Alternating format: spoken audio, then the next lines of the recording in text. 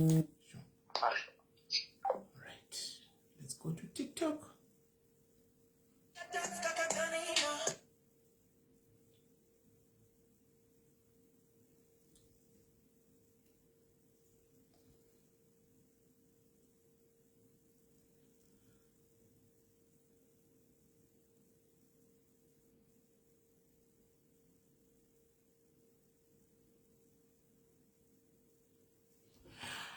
Hi guys, hi Josephine, how are you? Sorry ndiyambotira kuopena ndikiri yamuniseri kunonoka kuti live for TikTok. Wezo TikTok wakamirira ku TikTok uko.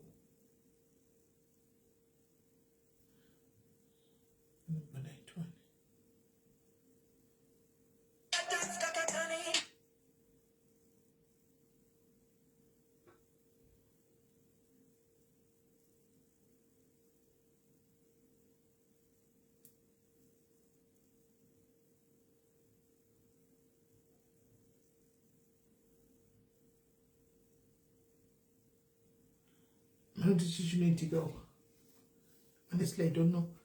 But he says isingabati ngirikire. Isingabati nokukurumidza uko. Kudai phone kuti aishandiswa pa TikTok stereke.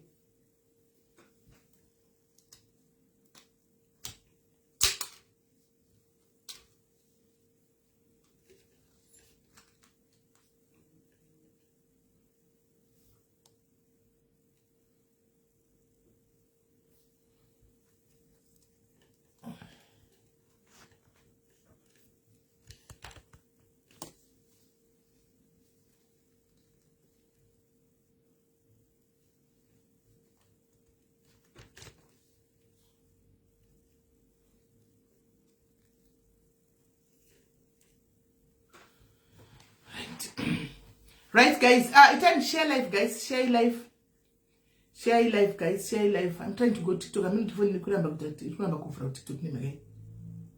I'm surprised.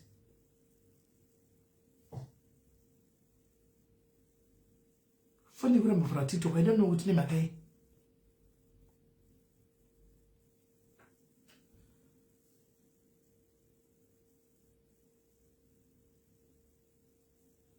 Honestly, I don't know why.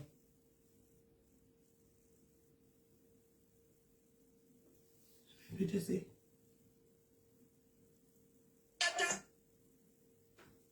To share with the chichi with together.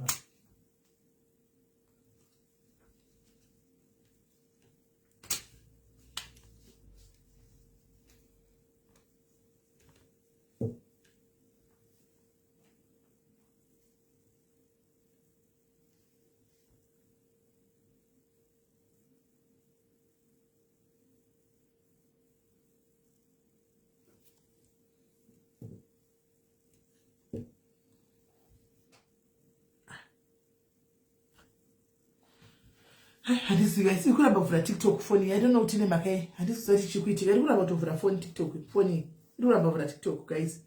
I'm not going to say you could have over a TikTok. So I chose. You don't have over a TikTok. You could have over a TikTok. All right. She make it up with guys. Share live. But TikTok won't go on Facebook because if you don't have over a TikTok, I'm not name okay. Hi, Yvonne Faith. How are you? You don't tell me for a TikTok. I'm not this to be to get phone you. What they have double chin. Not check with you. You don't for a TikTok. Share life, guys. Share life, guys. Share life. Share life.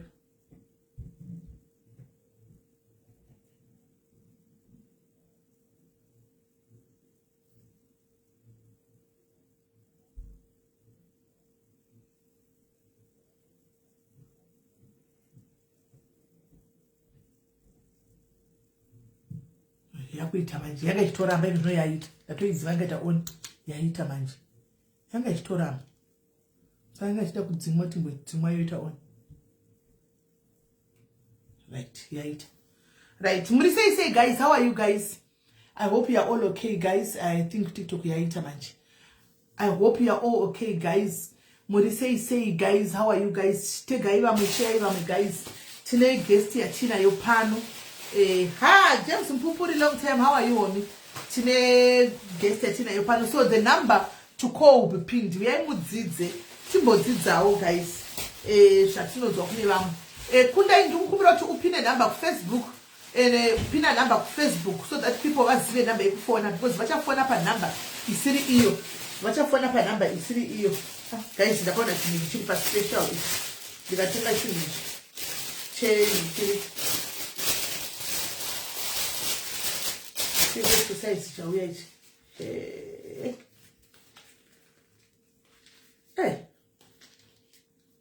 Ndechedumbu ichi guys. Ndechedumbu ichi.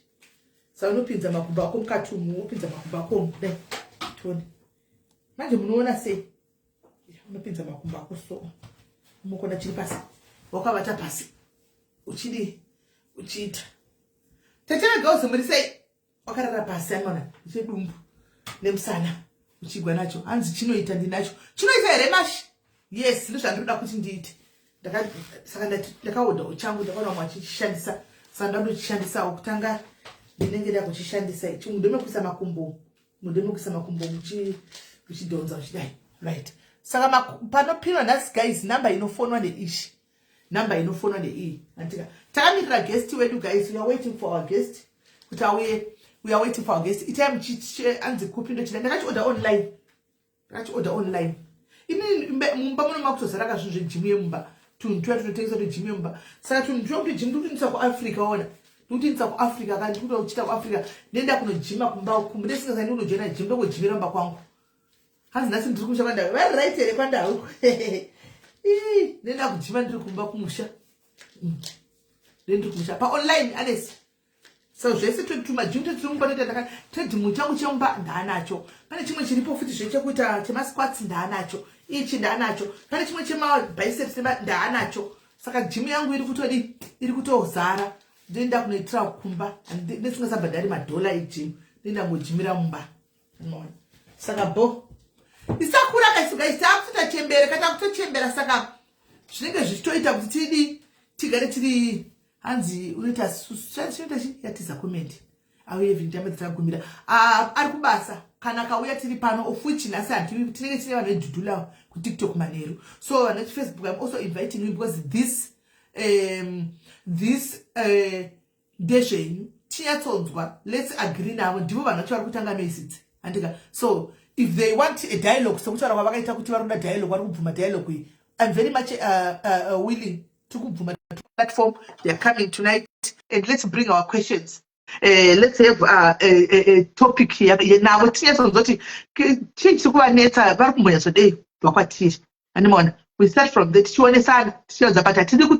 Because now we have a good round table. That's fine. Are you ready to accommodate every nika? Yes. Saka vakabvumira dzatana nazvo kuti iwo zvinenge zviri respectful. So we want to have a dialogue. Azvitendegwi kuti vanofanirwa kurova vana vechikoro zvavari kuita vachipindira vana muchikoro. No ways. That's not acceptable. So chandinoziva such conversations, such debate. Panenge pane vemaredhiyo vakateerera. Pane vemanews vakateerera. Handika zvinotonobuda kuti vanga vachitaurawo mapoints anotorwa. Hanimona zvinonoshanda kumberi mungazviandamaina zvenyu kuti zvekuma-Facebook akusina kana minister asina TikTok kana Facebook these days. Maminister ari kuti follower ndochokwadi vema-news reporters ndoko vanotowana news vanenge varipo vanotofollowa they might not comment but vanenge varipo munozoona kuti mangwana zvinogona kutibatsira kumberi. So we just need our voice because tatishaya munhu anochimiririra as Zimbabweans. Hatina munhu ari kusimuka kangave minister angave ari kumira achita dialogue nevanhu ava kana zvine maminister eko kuti vadzore vanhu vavo hapana. So we are now taking it upon ourselves as members andimona kuti okay fine, if you are saying kuti people should go back home, why are you hitting them? Let them go back home in dignity with their dignity. Why are you fighting them? Why are you looting? Why are you taking their properties? Murupi nambam chide andimona. So we don't have, we didn't, atina vakungoona vanhu vachirohwa varikuzviona hanimona vanhu vachirohwa. No one is issuing a statement hanimona. No one is saying anything. And I believe if vakuru vedu wanted, they were going to address this issue publicly, kuti we are not happy nezvekuti musarove vanhu vedu, and the government of South Africa was going to act, but nothing has been said, nothing. So people will continue kurohwa so nezvatiri kuramba. Andika guys, ndokumbira kuti activate star party vari Facebook, ndokumbira kuti activate star party, ndokumbira kuti activate star party, please guys. Anmona ndosaka tiri kuda kuti vakauya we sit down navo totaura navo toonesana, hatisi kuramba kubva munyika mavo, but ngazviitwe nenzira yakanaka, kwete yekuti muri kuita shame people. Baba vakuru vachibuda vachichema pasocial media vakandigwa masofa ezvinhu panze, vari kupinda mumba memunhu as who? Vari kupinda mumba memunhu as who? Because honestly speaking, hanzi questions ari kutumirwa kwamuri. Ndosaka ngati kufacebook tiite TikTok, because TikTok inoaccommodate munhu wese. Muchakwira, I don't want to ask questions. I want you guys to ask questions. So kupano yekoko TikTok tinenge chipa munhu anenge aripo moderator vachipa munhu maybe 1 minute yake achidona, because obviously vanachenda kufunza kubvunza nokutaura zvakawanda varipo. Saka munhu anokwira, ivo ndakavaudza kuti vanofanira kuuya nevanhu vavo 2 kana 3 ma-representatives, vamwe vese vanenge vari comments 10. Saka vanhu vavo 2, because pano ine vanhu 8 3 kana 2 vanobva kwavari, the rest maZimbabweans and other countries vanoda kukwira chibvunza mubvunzo, because honestly ndo panotorwa news dzichadzotendeka nemajournalist ipapo. Saka hatina anotimirira, tikasamirira napachedu then inofa yakanoti panguva dzakafanira panoona kuti mumwe munhu panotorwa nyaya dzinenge dzakadai so anouya nedzikomenti ake rekutuka, because wajaira negativity, wajaira kungotuka, hauna chine musoro chaunogona kumboitawo, wakatokorrupta kudhara, utori nakati uri corrupted, you know, corrupted file, ndo zvauri corrupted file, hauna zvauri. Tiri kusaka zvinokonzera nyika, zvinokonzera maybe iwe wacho tori kuesa ikoko, but hauna basa nazvo, hauna rukocho rwazvo. Handi uri kuda kukocho kuti ganende kuno kana sikomenti rekutuka, wozondituka kana zvapera kaizvi. Kana tapedza kugadzira zvinhu zvatuta zvakuda kutadzane about you, about me, about other fellow hama dzedu dziriko, wozouya kwakawotuka. Panguva iyo yatinge chida unoya nesikomenti, rine basa resikomenti rako. This platform yaizvozvo mozvisati platform ine chiremerera. Ndine ndombobona ndichida kutomboipisa chiremerera platform ino, but platform ine chiremerera ini ndozombobayizika. Sure guys. So yeah guys, hanzvadzi yangu maswera sei?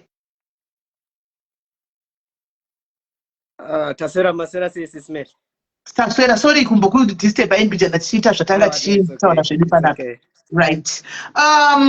Tinokugamuchirai pano pachirongwa paSisimeli Diaries. Regai nditaure nchiti paSisimeli Diaries ibhini tiri community page takafanana nechipatara, whereby munhu wese ane mari neasina kupfuura nekuchipatara, ari kuda kurapwa anoenda ipapo, ari kuda kuchema dzimwe anoenda kuna kansela yaparatherapist anongwa kuclinic ikoko, ongonochema zvake wofila bodzwa mashikonyera dzokudarika. Saka pano ndipa vanhu vese. So ndanditaka ndekudza even materere vakatarisa kuTikTok kana kuFacebook, because kuTikTok ndikuona kuti matore almost 200. Anditika pano apapa zvezvokuti ngochani munovatuka muri kumastreet, andika pano avatukwe, andika because isusu takatarisa tinotarisa munhu wese kuti mufananidzo waJehovha, andika munozovatuka henyu kana makasangana kumastreet, nokuti ndizvo zvamunenge makajaira. Kana tiri pano vanofanirwa kusumuka, kupombonoka, kurasa muswe, anditika nokuti havana kuyamba kwangu vakazoita chikucha chavo mumba mavo, havana kuitira chikucha chavo mukitcheni mangu. Saka inini pache zvangu I shouldn't be bothered nekuti vaitei behind closed doors, anomaona. So ndangoti ndipfuurawo nditarika ipapo, anditika kuti tinzwisise. So hanzvadzi ava tinoita madhibheti akasiyana-siyana, pamunofamba munotuka vanhu, anditika muchiti pfutseke zingochana tidzinengadziura iwe. Now I was very much interested when this brother told me about his history. Ndikati what? Brother zvikanzi yes, this is my story. Ndikati hanzvadzi yangu, kune vanhu vatinoona every time achitokera, ndokumbura kuti mumboya nenyaya ipa public forum Facebook and share your story. Ndozoda kubvunza vaya vanhu vanotukira nhasi tiri kukudai. Andika vaya vanotutukira sei hamusi kuda kuzotuka, toda kuti muteerere, tozokubvunzai mubvunzo kana tapedza. Kuti dai wanga uri iwe zvakasangana nehanzvadzi wakazvarwa wakadai, wanga uchaita sei? Mobva vatipa masolution ka vaenge kutuka, tizive kuti kesi mumwe munhu azozvara mangwana munhu akadai, timotipa masolution tizoda nicha sei, because imi ndiri nemasolution ka. So tidai sei kutuka, mutipe masolution anobatira, anditika. Saka tidakena ipapo, right? Hanzvadzi yangu platform ndeyenyu, toda kuti mumbotsanangurira life history yenyu, anditika maberekerwo amakaita, takateerera amakaita, takateerera the struggles handichika dzamasangana nadzo kusvika mbuye munhu mukuru. I know kuti vanhu veLGBT community ndo vanosangana nemastruggles akawanda kubva kumafamilies eko avanoberekwa kusvikira havana zororo vanhu vaya, because atanga kujajwa chiri chimwana achikura kudai. Kuchikoro havana zororo, vave kumacollege havana zororo, kumasocial media havana zororo, kumabasa havana zororo, kumakommunity havana zororo. Saka tida kutimbonzwa kuti zvenyu imini chii chakaitika, what is your case like? Zvakabvira sei? The platform is all over to you. All right, makadi zvenyu vateereri vaSisimeli, ndinokumurisai mese muripo. Zita rangu ndinoitwa Dono Mpofu. I was born an intersex child and I was assigned a female at birth. Ndaitwa a female at birth. Later on nokukura zvinosvibva zvatanga kuchinjawo nature happens. Kukura kwandakaita ndikokuti ndakakuriswa nambuya vangu. Handina kumbobvira ndayamwa mukaka wamai vangu zvokuti ndakava nebhondi namai vangu. Handina kuzvarirwa muchipatara mekuti ndakazvarirwa muchipatara mekuti maybe something like that. Ndakazvarirwa mukicheni kumusha ndinobva kumasvingo. Ndo kumusha kwangu kune mamwa. So mukuzvarwa kwandakaita ndakazvarwa semunhu anga nechimwe chipati chailook alike. I was having a vagina and another part that looks like a penis. So nokukurawo nokuzvarwa nevanhu nokukura kwavakaitawo nesemunhu akazvarirwa mumba. Papasina madoctors to diagnose kuti mwana uyu chii chiri kuitika nemwana. Then nezvimachembere zvazviripo zvakangotorawo zvakakata the other part. All right. So inini mai vangu handina kumbobvira ndakura navo zvokuti ndingakura ndichiziva kuti ava ndimai vangu. Munhu andaitoti mai vanga vari gogo vangu. And at the same time ndaitovati sisi by that time. So ndakakura sorry brother, amukudisturba mbichana. People, a lot of people are kuti tokumbira kuti munyasotaura neshona. Hanzi vatotaka kubvunza kuti chinonzi intersex chii because tatovhexika. Maybe mukazotaura more neshona muchisanangura kuti vamwe vanzwisise mozati hatina kuenda kuchikoro zvakafanana. All right. Chinonzi intersex is either mwana anozvarwa ane zvinoratidzika senge inhengo mbiri dzakafanana dzechirume nechikadzi. Zvinogona kunge zviri visible zvichioneka kunze, zvimwe zvacho zvinoonekera mukati. Zvimwe zvacho ndo paipai pamunodiscover kuti mwana haatoende kuperiod. Mopedzisira manzwa nekunwisa mwana mishonga isingaenderani naye inogona inozokonzeresa makensa, because there are so much ways dzevanhu vari intersex. Zvokuti tinogona kunge titori nema-intersex people akawanda munyika, but because hapana knowledge about intersex people, hapana knowledge about intersex kids in the world yakanyanya kuti iri broad yekuti vanhu vazhinji vanokwanisa kuinzwisisa. You might find out as well kuti vamwe havatorina zvibereko. You might find out again kuti umwe anogona kunge ane mabhora muchibereko, like me. And zvinhu zvekuti ndakazodiscover nekufamba kwenguva nekuenda kumadoctors. Ndichienda kumadoctors because ndine macomplications akawanda. Maperiods angu anga asiri normal. Let me just take it from grade 10. Ndine 10 years. Ndine 10 years. You could see kuti like vamwe vana zvavari kuita nezvandikuita, it was not the same. Chero kugeza chaiko I could not bath in front of other girls. Gogo vangu vaitozviziva kuti kana ndichida kugeza ndinogeza pakona yangu, kana ndichienda kubwizi ndinotoenda kubwizi ndondomeka sure kuti panogeza vamwe vakasununguka kugeza ina handigeze navo. So ndakura nagogo vangu ndiri kumasvingo. Ndobva ndaendeswa kumba kwamaiguru vangu. Maiguru vangu ndobva vandichengetawo as well. But life yanga isiri easy. I don't wanna lie.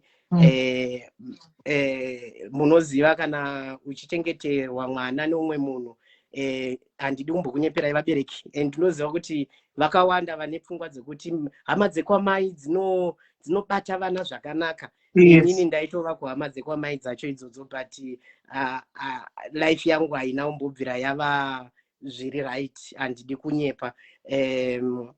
Zvokuti sometimes ndo zvinhu one of the things chakazondikonzesa kuti ndibvunze gogo wangu kuti nai gogo, vana ava vatoriwo ana mai vangu here kana kuti havasirivo, because according to my granny ndo vandaiudzwa kunzi ndo mai vangu. Saka ndakazoona the way avari kutrita vana vavo the way avanonditrita, ndobva ndaona kuti no, this is totally different. Then pakava thing yekuti ndakachinjwa futi kumasvingo ikoko, because apparently painzi baba vangu vanoda kundiba. I'm not sure about that. Baba vangu vainzi varoda kundiba kuti vanditore kuchikoro. Then ndobva ndaendeswa kuHarare, ndikadzidza paHeathcliff High. Ndadzidza paHeathcliff High, ndakatanga kudzidza paZengeza 4 High from form 1. Ndadzidza paZengeza 4 High, ndaimhanyawo kuchikoro chaizvo, but the abuse continued. Kudzamara mukadzi wepanext door azoti iye ari kuda kudedza child welfare kuti vazonditora. Then from there ndopandakazotiza ndikadzokera kumusha. Ndatiza kudzokera kumusha kuna gogo wangu, ndopandakazosvika kuna gogo wangu ndikati, nai gogo, chimbonyatsai kundiudza mai vangu chaivo ndiani. Ndopandakazokwanisa kuziva chokwadi chokuziva kuti okay, avo vandaiti ningi ndo mai vangu and stuff like that. Ndopandakatanga kudzidza kuti okay, I have a mother. Ndopandakatanga kudzidza kuti okay, I need to connect with my own mother. But that connection was never been there, and did kunyepa. Then from there, like my ndingati ndaisuwira kuti ndive musoja, because I was so masculine in everything. Apana chandandisi like I wanga why like ndandisina kuzomera mazamu, why you could not tell kuti mwana uyu musikana. But vaindikurisa zvavo semusikana, and pandaimhanya ipapo I still remember at a certain point taimhanya 10 kilometers on the school competition. Then vaiti cheka, ndobva vatoti iwewe you are supposed to go to the boys, what are you doing on the girls side? Then ndopandakazoti inini I'm a female, because that's what I grow up ndichizviudza kuti I'm a female, even though pane certain characters dzandaiona kuti no, I'm not the same as other kids. All right. Then vamwe vana vakazoenda kuma-periods, vandandinavo, actually almost everyone vakaenda kuma-periods, 3 maform 2, but with me handina kuenda kuma-periods. Form 3 handina kuenda kuma-periods. Form 4 pandanda kudzidza paHeathcliff High ndo pandakatanga kuenda kuma-periods, but my periods anga asiri normal zvekuti sezvinoita vamwe. Then ndobva vamwe vandiudza kuti aiwa, maybe because you are still starting it's going to change. I still remember correctly sekuru vangu vakambonditi ndofunga waane nhumbu, because ndakati ndaenda kuperiod muna June, July, August, September, October, November, handina period yandakaona.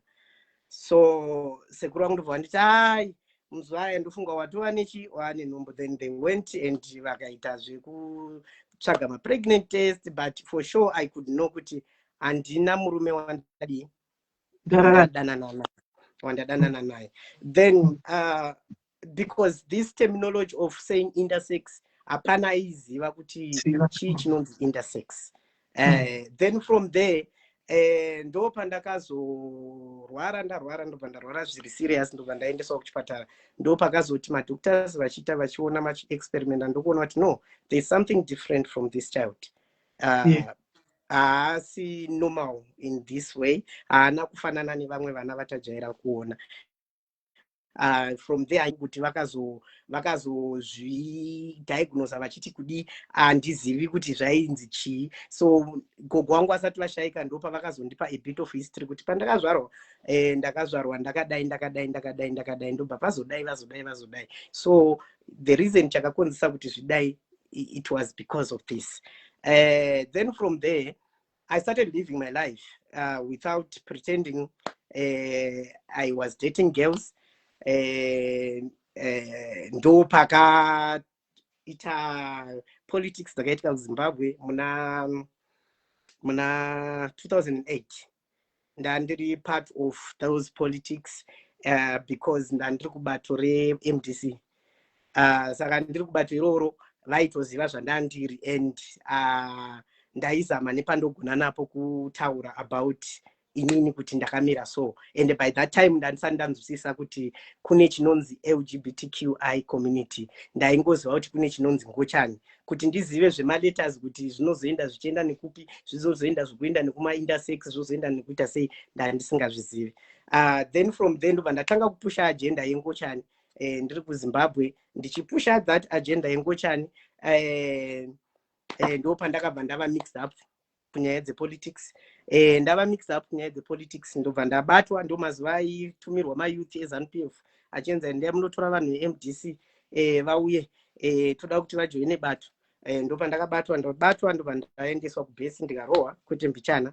Ndobva vandiswerisa kuti unokufarwa here kuti usiyane nechingochani chako because wakudzidzisa the community chingochani and stuff like that. Izvezvizvi unofanirwa kuuya kuZANU-PF kureva kuti MDC yenyu ndo iri kukudzidzisa ichi, iri kudzidzisai kuti muite zvechingochani. Then I was like, because nekurohwa muzviziva kana ukarohwa imini unonyatsopedzisira wati hongu ndinozviita fine.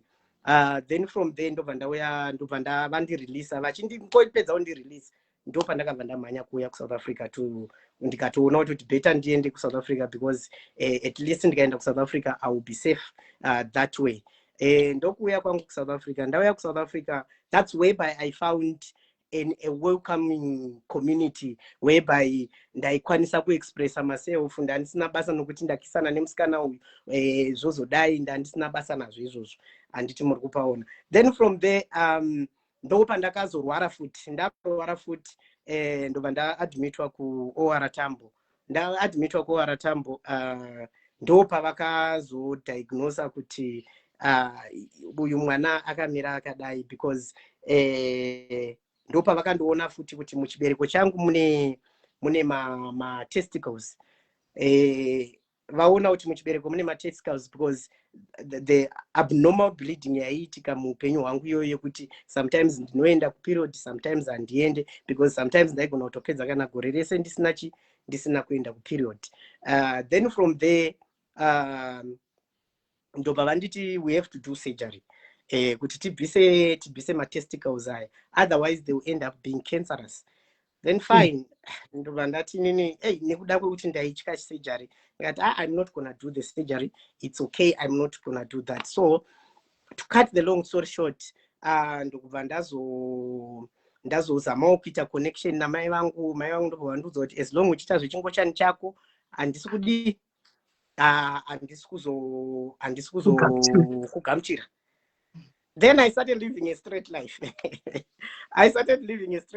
Ndobva ndatotanga kutoita a straight life. Then on that straight life, I was having my So friend. when you say you started living a straight life, now you were back to being a girl full time. I was back to be a girl full time, but that girl yacho chero zvandaizama kuzviita zvacho zvavisingadi.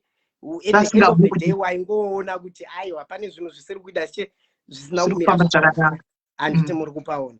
Then ndo pandakabva ndaenda kuZimbabwe. Ndobva ndati nini it's fine, ndakuzvichinja, ndokumbira ruregero rwacho, ndoda kuva part of the family. So ndaenda kuZimbabwe, ndo pandakasvika kuZimbabwe, ndobva vandigamuchira, vakandiudza kuti vakandinamatira, vakandiendesa kumapastors chichi fine, okay, because ndaizamawo kuva kuti ndive nefamily because my granny passed on and I don't want to talk about it.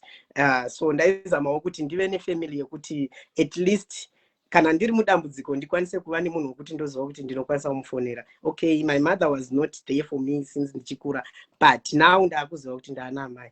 Can I try kuti ndive that connection? So let me just compromise myself to do what she wants, then fine. Ndopa ndakagara kumba kwamaiguru wangu kumasvingo. Ndagara kumba kwamaiguru wangu kumasvingo. Unfortunately, murume wavo akauya kwandiri akanditi panopamba panofarwa kungosara mwana wavo chete, isi toda kuenda kumusha, saka toda kusiya mwana wedu chete panopamba. Saka it was more like kundidzinga and stuff. Ndopa ndakati shit, kondofire chi, why am I sacrificing myself for people that will never accept me? Then from there ndopa ndakwira bhazi rangu ndakauya kupi kuJoni. Ndichisvika kuno kuSouth Africa ndobva ndaita extend. Where is the mom?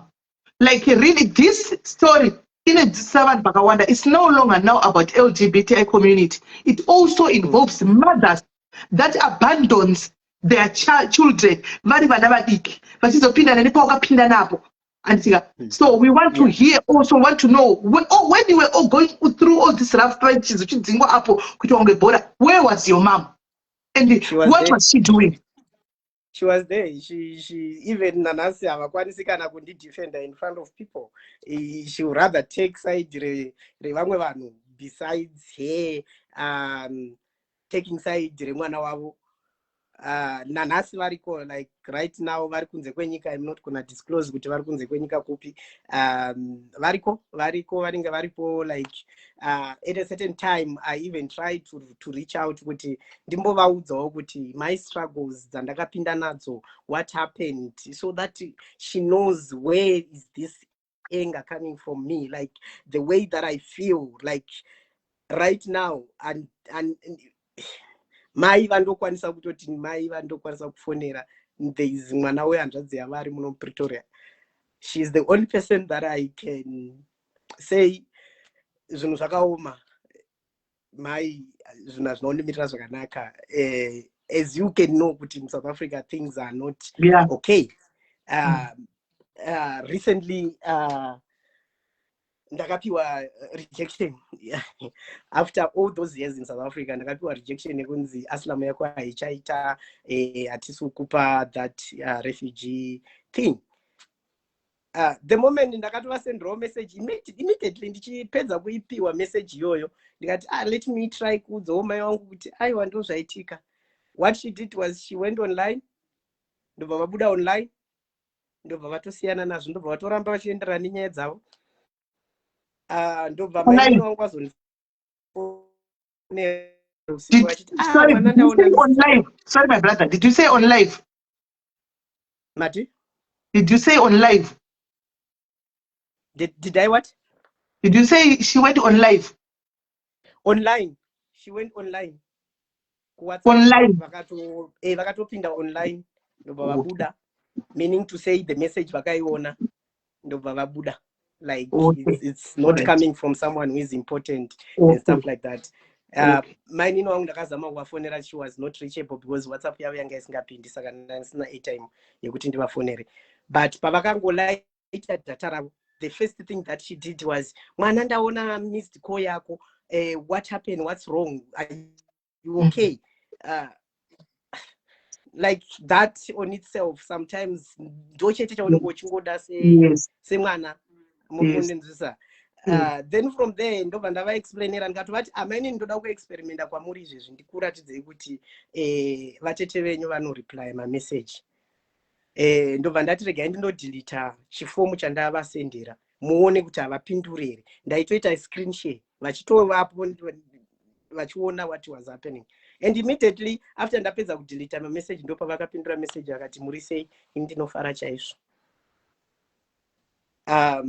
So me trying to connect with my mother, I don't wanna lie, I tried by all means to connect navo, and daka navo rokuti ndine daka navo because I didn't choose to be myself, and to me it was a natural journey, and kuti ndakazvifoseredza kuti ndiite zvinhu zvakadaro handiti muri kupaona.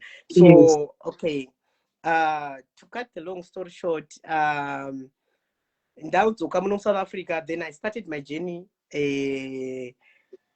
Ndastarta journey yangu because ndazama kuti ndivaprove kuti I can do what you want. So on my way coming back from Zimbabwe, pandandadzingwa namai guru wangu ipapo, ndo pandakaita extend kuLimpopo coming kuno South Africa. So ndaita extend kuLimpopo, ndobva ndaadmitwa muchipatara, ndakatyoka makumbo angu esari2, ndobva ndaadmitwa muchipatara. So ndaadmitwa muchipatara, phone yangu yakarasika.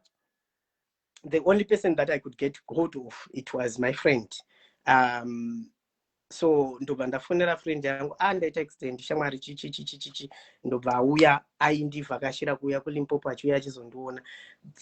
Then this friend of mine ndopa akazoti, hey, kuti ndirambe ndichiuya kuLimpopo kunondidhurira, but kana ukaiswa kuchipatara chiri dhuze kuJoburg, zviri easy kuti ndinge ndichiuya ndichizokuona. Fine.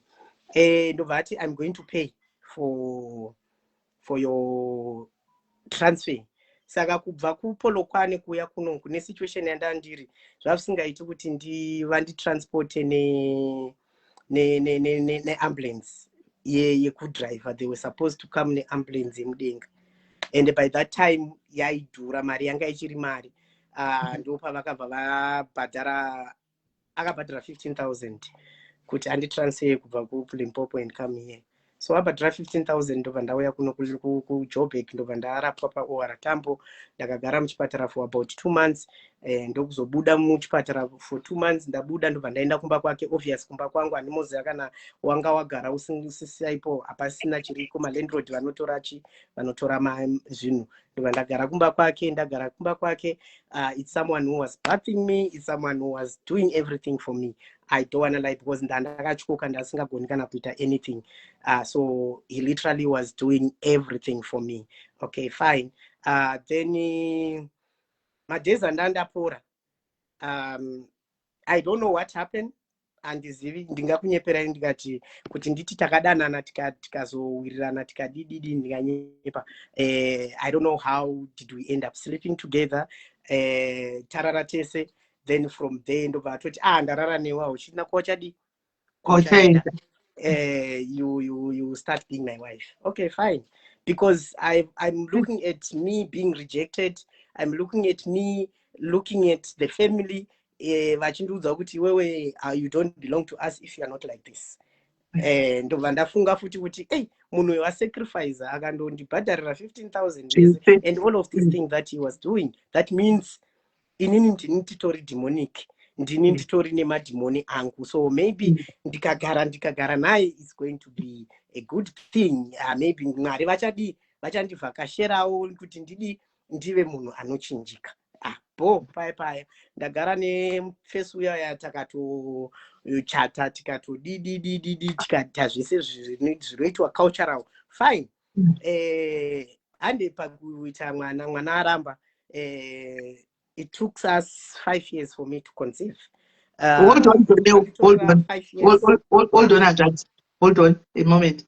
Pamakaita traditional wedding, muchizoita white wedding nemufesi wenyu uyu, mati makaita zviri cultural, makadzokera kumusha kunopfidzirwa rorality. Now mai vanga vachiramba vachiti handikudi kana usiri musikana nevamwe vese, now makuchinororwa. What happened? Did they attend?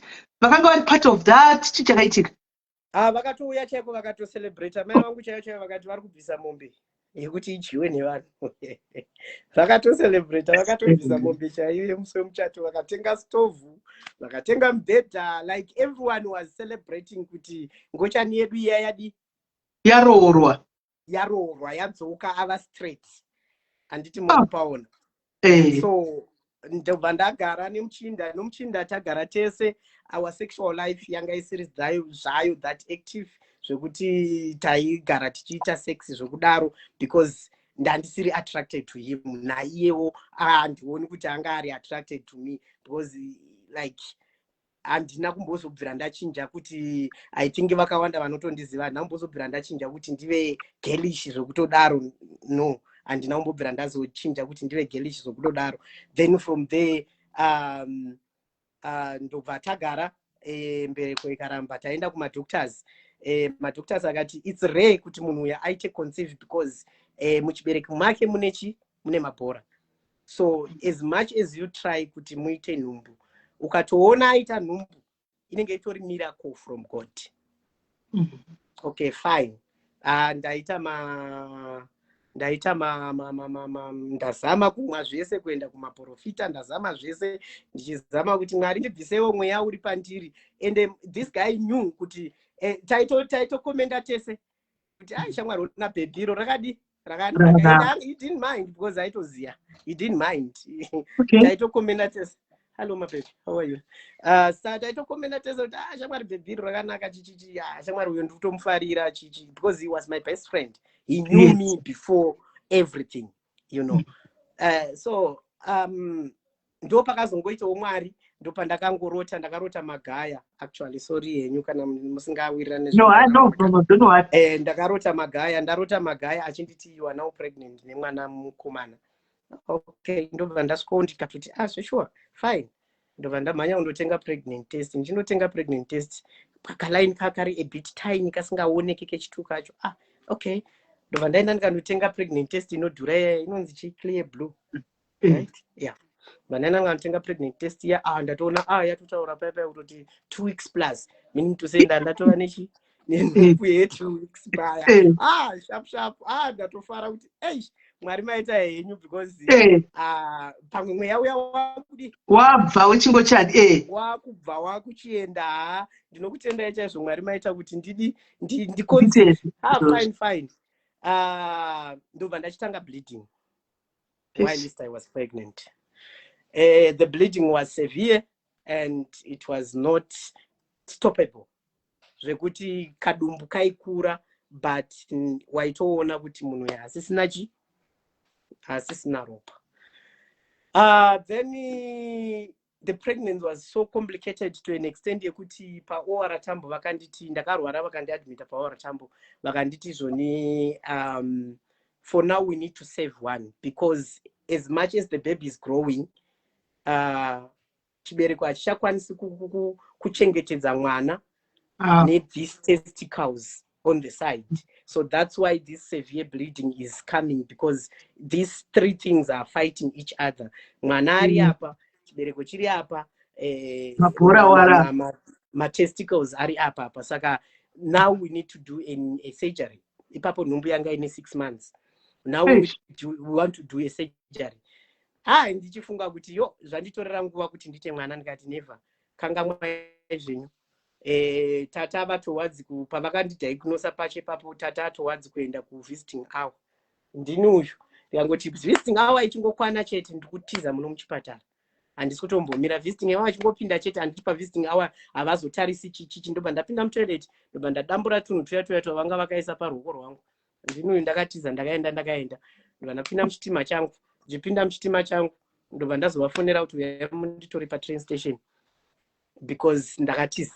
And truly speaking, handisingadi kuti vandite because ndakazviudza kuti I would rather die with mwana wangu kana zvakadaro kana kuri kuti ndichafa nemwana wangu. So 6 months down the line ndichingorwara ndichingobleeda ndakapedzera ndakugara kune umwe mufundisi. Ndiri kumba kwamufundisi ikoko zvaita zviri nani. Handiziva hangu kuti zvazviri mumentality yangu here yekuti nekuti ndiri pamba pemunhu waMwari. Ndobva ndagara kumba kwamufundisi kuya ndagara kumba kwamufundisi nhumbu ndobva yakwana kusvika pa9 months. Yakwana kusvika pa9 months ndobva yatorwadzawo zvinongoitawo nhumbu dzekunzi yakurwadza kutobudawo mvura nekudini paya. Ndaenda kuchipatara. Ndasvika kuchipatara ndobva vatiwo mabhonzo ako haasi kuvhura because pane mabhonzo echirume. Saka mabhonzo aya haakwanisi kuti avhure kuti mwana abude. Tiri kufarwa kuti tikuite surgery. All right, fine. My doctors, they keep on postponing until ndakuita waiting yakaita brownish. Ndo pandakavadedza madoctors ngati I don't know what is happening, but mwana ndakapedzera kumunzwa kutamba. Handisi kuziva chii chiri kuitika. Madoctors aya ndo pavati don't worry, the specialist for you will come Like it was more like they want to experiment again. How did this intersex child conceive? They wanted to make an example with me, like what is happening, you know. Then ndo pandafonera mufundisi ndikati pastor zvandakunzwa panapa pain yandiri kunzwa panapa haisi kundiitira zvakanaka. Mufundisi ndobva vati chibatai foni ndinamate. Ndikati kana muchitonamata chitonamatai kwamuri ikoko kwete kunamata over the phone, because zvandiri panapa hazvisi kutomboita kuti ndidaire phone. Pasinawo maminesi kudaro ndobva ndatonzwa kuti something is coming out kuzasuku. Ndobva ndadedza doctor ndikati doctor, the baby is coming. Vakati hai never, hazviri zvakaitika because haavhurike, saka you are lying. So ndobva ndamhanya umwe nesi ndaiwirira ndichifika kuna nesi vaudza kuti nesi akatobvisa musikana anga ari pamubhedha ipapo akati buruka iwe ndodaiona kucheka, achicheka achitoona musoro wemwana watodi mwana wakutobuda. Ndatomhanyiswa kulabor ward pai tatosvika kulabor ward chichi ndazvara mwana wangu, ndatonzi gomera ndagomera ndagomera mwana abuda paya mwana abuda. So achibuda mwana haana kurara, mwana haasi mupenyu. Vakamuita zviya meno zvivi zvavanoisa izvi mwana haasi kumuka. Okay fine, munhu akandizvarisa akutondizama undicomforta because vakazondicheka kuti musoro womwana wabude because the vaginal part was not opening enough. Saka vakatozopedzisira vacheka zvokutodaro, kwete zvinochekwa vamwe vakadzi, but izvozvo zviri severe because pasiri kubudika. Okay fine. Ndobva ndachiti kuna nesi vaye ndokumbirawo hangu kuti musati maendesa mwana wangu kwamuroda kumuendesa, ndokumbirawo kuti ndifonere mufundisi auye pano. I'm a Christian 24/7. That's one thing that I want to tell you, sis man. I believe in God zvokutodaro zvokuti ndinototenda Mwari kuti anomuvha mountains. Yes, anomuvha Mwari anomuvha. Yes. Ndopandakataura chishamiso ichi ndo chino chishamiso makuna chaiwo zvakutaura zvishamiso chaizvo. Kana vatoripo vanotondiziva ipapa maybe palive papa vanotoziva this thing kuti what happened. Chero vanhu vekuchechi madhezi wayo ndaipinda zayochi. Ndobva ndafonera mufundisi ndokumbira kuti muuye kuno muzoona mwana. That was around my 11 makuseni. Mufundisi vakati ndiri kure, ndikati kana ndokumbira kuti muuye ezi ndakuuya. Handina kuvaudza kuti mwana ashayika.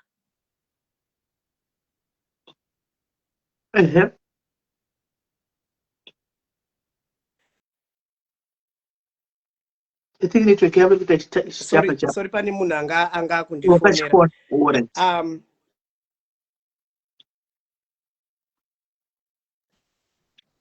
Hello? Ndakuzwa. All right. Ndobva ndati nini kumanesi ndokumbirawo kuti mupe baba vemwana uyu mwana vandoona mwana pavanomuona muvape mwana. Mufundisi ndobva vasvika, vanonzi Pastor Matutsa. Handifungi kuti zvingava neproblem ndikavamenshina because I'm always grateful for that. Mufundisi ndobva vasvika, mufundisi vachisvika ndobva mufundisi vadedzwa kuendeswa muchirumu, ndobva vapiwa mwana unzi mwana wako uyu, but vavatomukavhawo zvakanaka chichipa. Kuti nditi mufundisi vakanamata handizivi. Chandongoziva ndechekuti mufundisi variko ikoko, the nurses came, anomaziva maSouth African vane drama, vatouya vadedzana paya, vatouya vachiimba, is your husband a pastor? We want him to pray for us. Mwana atomuka. What to believe a miracle. So that's how I gave birth to mwana wangu. Nanhasi aripo mupenyu, anogona kuya kuzokumhoresa. Iye mwana. Ndobva vatomuteila. Mwana akazomuka, mwana akazomuka. Akazomuka paanongobatwa namufundisi. Handizivi kuti mufundisi vakanamata here. Chero nanhasi Jehovah. Handizivi kuti vakanamata here kana kuti vakaita sei, handizivi.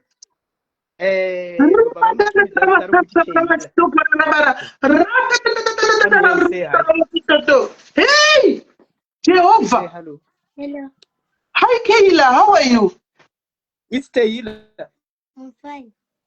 Are you good? Yes. How old are you? 11. 11. Oh, are you doing well at school? Yes. Oh, good. We love you, ne? Papa. Kayla. Close the door.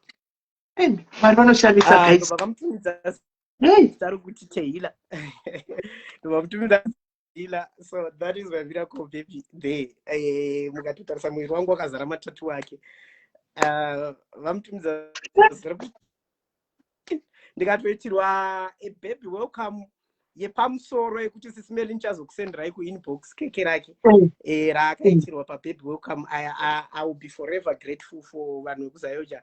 I don't wanna lie like Amen. Thank you, Zayoja people. Thank you.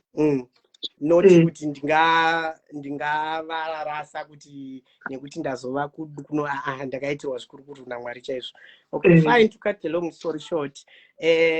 Ndapedza paya taakumba tikuzama kuita husband and wife. Kuyamisa mwana wanguwo. Yes, sex iri kuitikawo ipapo neapo neapo. Ndobva ndazorwara mwana wangu ane 1 year, anga ane 1 year 2 1 year somewhere there. 1 year or 9 months handichaziye zvangu. Ndarwara paya relationship yangu naMomzi yanga yekuratidza kuti yakudi yakufamba yakugadzirisika because ndava right. Ane mwana akapani sukuru. Ndarwara paya takaenda kumuchato. Munhu wese akadya chikafu chepamuchato ndobva vaita mudumbu. So vaita mudumbu, ini ndega ndakasara ndichingorwara ndikubva ndarwara serious. Boom, ndopakazoti ndaenda kuchipatara doctor ndopavakati aiwa kuti aditambo testa pregnancy. Ndobva ndati inini for me to conceive it's a difficult because madoctors akati handikwanisi kuti ndiconceive. Ndobva vangoti let's take our chances. Kundodai munhu andori nenhumbu paya. Okay, utori nenhumbu. Okay, nhumbu yatova nechi 6 months. Nhumbu yane 6 months. Okay, fine. Uri kuyamwisa but mwana unokwanisa kukontinya kuyamwisa mwana but nhumbu yane 6 months. Fine. Ndinuyo ndobva ndati asi Mwari zvimwe zvinhu zvamuri kuita handisi kuzvinzwisa. It's okay. Mwana ndewani ndewangu tinochengeta. Ndafamba jeniya vandiudza futi the same thing. Ndiri kubhilidha nani stop. Vandiudza futi the same thing kuti it's either mwana anofa kana kuti iwe unofa. Sharp. Ndopandakazotanga kubhilidha zviri serious pa 8 months inhumbu yechi2. Ndatanga kubhilidha zviri serious ipapo ndaibhilidha macloth kwete ropa riri normal. Zvaitobuda zvakaita zvinyama so. And then I panicked ndobva ndaenda kuchipatara. So ndichienda kuchipatara mistake yandakaita ndakaenda kuora tambo. So pandakasvika kuora tambo ndobva vati ndiye munhu yava wokutiza because pavakavhura file vakabva vawana every information about me. Ndobva vati ndiye munhu yava wokutiza. Fine. Ndobva vatoti emergency operation. Mwana ane 8 nhumbu ine 8 months. Vaita emergency operation paya. Mwana azvarwa paya. Ndobva auya ane rimwe testicle here on the hand. Akane chi? Rakamunamira paruoko. Mati watanga ne chi? Ane testicle ranga riri apa. Rake kana chirako. Muri kundinzwa? Rako kana rake. I think akatora kwandiri. Rakatonamira izini like zvokuti rakatonamira rachida kungomudaura riripo. Muri kundinzwa? Tikunzwa. Ranga rakatonamira chakatoita chibhora chihombe panapa. Yesu. So zvadaro, amen, ndiri kunzwika? Tikunzwa. Alright, saka zvadaro madoctors ndobva vatanga kugara nemwana wangu vachida kuita experiment naye. Because paakakwanisa ma kgs ekuti adischarge muchipatara vakabva vati hatikwanisi kuti uende naye because we still want to experiment kuti what really happens, because those are the doctors ndokwakufairo rangu reuintersex ikoko. So muchiri kundinzwa? Tikukunzwa kuva kuita test vakuita ma-experiment nemunhu tikukunzwa. Maybe I don't know kuti zvaiitwa nemadoctors zvi ndopandakazonzwirawo mwana wangu kuti vanokubaiwa nezvimanare chingobayiwa achizazvimozavanakazvapa ndopandakati ndokumbira kudischarge mwana wangu ndende naye kumba. Ndobva ndasainiswa chipepa chekuti uri kudischarge mwana wako. Ndasainiswa chipepa chiya ndobva ndanzi zvoni if anything happens to mwana iyeye you are the one who is accountable for that child. Fine. Ndati it's fine. Zvekuexperimenta mwana wangu handisi kuda kuti muexperiment nemwana wangu because you are choosing for him. Handisi kuda zvinhu zvakadaro. Then from there ndichisvika kumba mwana ndobva dumbu ratanga kuzvimba. Ratanga kuzvimba, tutsinga twegirini twaioneka achifema achiita zvokugomera kuti ndobva ndaenda kumadoctors. Madoctors akandiudza kuti hatikwanisi kumurapa, dzokera naye kuchipatara. Kuti ndidzokere futi kuchipatara ndakaudzwa kunzi usachadzoka naye pano because wadischarge mwana wega. Ndinuwe ndatsvaga mufundisi vaya because vanga vabuda muzayoja vavatanga chechi yavo. Ndobva ndatsvaga mufundisi vaya that that's the only person who can pray for me. You know when you believe something. Mufundisi vanga vakugara kumafikeni. Ndakadriva sisimeli madhezi waenda ndine Audi A6. Ndakadriva ndikaenda kumafikeni. Mufundisi ndobva watora mwana ndakati mufundisi mwana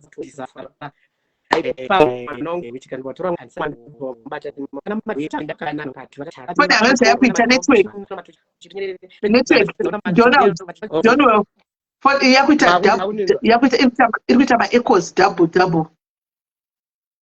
Okay, let me try kuenda where the network is straight. Makundinzwa? Takunzwa. Guys, ngicela nje ukuthi niyohlala upside, please, so that my network is not working that side. All right. I'm trying to look for a position. Sorry. Yeah. All right. So after that, mwana mbobira ndaita problem nemwana wangu wechi2. Fine. Tagara marriage. Just to make a sense, things are not okay, and ndanda kutotanga kutojola hangu kunze ndochokwadi chiri pafeya ndanda kutojola hangu nevasikana vangu kunze because uyu ndatata asvikira pa agreement yekuti iwe chitamba yako indichidi tayam tosangana pakati tosangana kumba. So zvakaitika I'm not gonna disclose. Ndichazozvitaura hangu kuinbox kwenyu tiri vaviri. Haizvisi zvinhu zvokuti ndingazvitaura pasocial media. Mai vangu vakaona, sorry, vanhu vari kundifonera.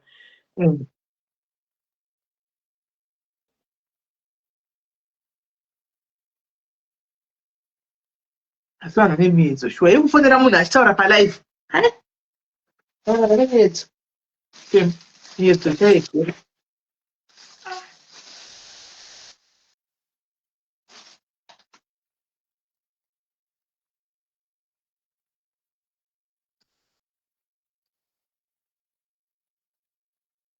Ndagara navo ndichizamawo kuconnecta navo but all right. So mai vangu vakauya ndichizama kuti ndiconnecte navo time ipapo, then zvakaitika ndezvakazoitika tikatadza kuwirirana. Ndo pandakapedzisira ndazobuda ndati me sacrificing myself for what reason? Hapana zvazviri kundibatsira. ndo pandakatanga kugara neupenyu hwangu. Ndagara neupenyu hwangu ndo pakazoita vanhu vaindithreatena kuti Saka patino kupadzisa pamwana wechituwa apa mwana foni ngai kubreaka pamwana wechituwa pamakaenda kuna pastor nemwana chii chakasvikoitika maisvika naye kuzi last. Alright. Pandakandoona mufundisi vakangotora mwana vakamisa mumaoko.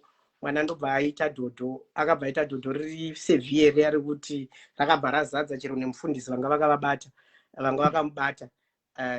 So kubva ipapo mwana iye hansani ndamboenda naye kuchipatara ndichiti anorwara. Saka aripo zvimwe tu. Joel,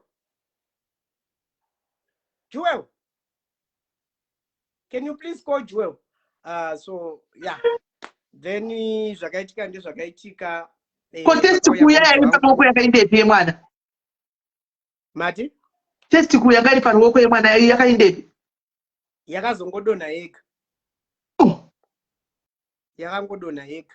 Taingoisiyawo tichingoigezawo ikangodonha yega, but ukatomuona ndichakutorera mapictures. Ukatone pane something that was there. Nanasa achisi kupera, that mark is still there. So pandakazogara namhomzi wangu pane zvakaitika zvandisingakwanisi kuti ndizozvidisclose zvangu pano pasocial media. Zvakava ndizvo zvakandipa kuti ndizosvika pafinal decision yekuti let me just live my life. Why must I sacrifice and ndichipretenda kuva the person that I'm not? And I started living my life, and ndopa vakazoitawo vamwe pane vamwe. Say hello. Hello. Daddy. Ndio mwari wakaomba vasikana. Vari kumhurisa ya. Hi Joel, how are you? Unjani Joel? I'm fine. Yapila. Yes. How old are you? 9 years old. 9. Okay, how is school? 5. Fine, good. I just wanted to greet you. Okay, so from there pane vanga vane mapictures dzangu ndiri naked. They threatened kundiendesa pasocial media. They threatened kunditi vanhu vandoona zvakaita maprivate part angu, because nyaya yakaitika ndeyekuti that thing yavakadambura still yakagrowa, Yakamera. yakadzoka futi. Saka blood ikakatwa inokura futi nayo. Saka blood ikabviswa inodzoka handiti. Handitoziviwo because kwandiri yakadzoka. Muzati maimbodzwa zvishamiso naMwari. Labva idzoki maimbodzwa zvishamiso naMwari favor chayo. Saka ndadaro ndobva ndati nini chadzoka achina kudzoka se, I think achina kudzoka se the way that church iri Original. Yakadzoka iri in a different form. It was just something that is there, but if nditori honi chinotomukawo chotomira maibata. Chihombe. Chikurere chakadzoka ichakarebe. It's about this size. No, chidoko chikuru chidi, but kana chikamirawo chinosimuka maiziya. Choto yatsokuchaenda kuvibrator. Choto vibrator. So Mati mukadzi anotogwina nacho chinhu ichocho. Imi ndikatokubata ipapo sismeli munotoshawa kuti kana ndikasakuudza isismeli who I am, munongofungawo kuti aiwa murume ane chidiki maibata. Munongototi murume ane chidiki. Asi chidiki chiri kutoshanda kaicha ndizvo mune mukadzi right. Handaipasozobvudza zvedu mubvunzo vapedza. Alright, saka from there I started living my life. I started dating my girl, mukadzi wangu kutanga. I'm not gonna disclose mukadzi wangu kutanga. Takazorambana zvedu, akadzokera kuZimbabwe. Anga ari mushona anogara kuHarare. Watozove kuchirume here kuti wanga wadii kuti chakazoita kuti tikazoita ndakuita full time nditavasikana wanga uchiri musikana here uchiri mukadzi kuti wanga wakutotanga kuti uchinje kuita kuenda kumurume. By that time ndandisati ndatombo chinja tanga the hormonal therapy. Alright. Ndisati ndatombotanga the hormonal therapy. Taitovawo nevana vedu vatatu, 2 vangu, iye ane wake 1. Saka taiva nevana vedu vatatu. Fine, life goes on, life ichitonakidza paya. That's whereby pandakazorwara again, zvekutorwara zviya, ndo pandakazoenda kundo vakatobva vandiudza kuti because of these kids dzandakaita conceive kuramba richikura and these testicles unopedzisira waita cancer. Ndo pandakazondoitwa surgery, ndaitwa surgery ndobva vazondobvisa the whole thing. Vakabva vabvisa the system yese the woman part. Ndipo vachisara nemuwaita chichasara chichirume komatesticle. Matesticles anditanga ari muchibereko. Saka uchina akabvikwawo. Anga ari muchibereko, saka pavakangobvisa chibereko vakabva vabvisa zvose. Vakabva vabvisa zvose. Chichimira pasina testicle here iwe.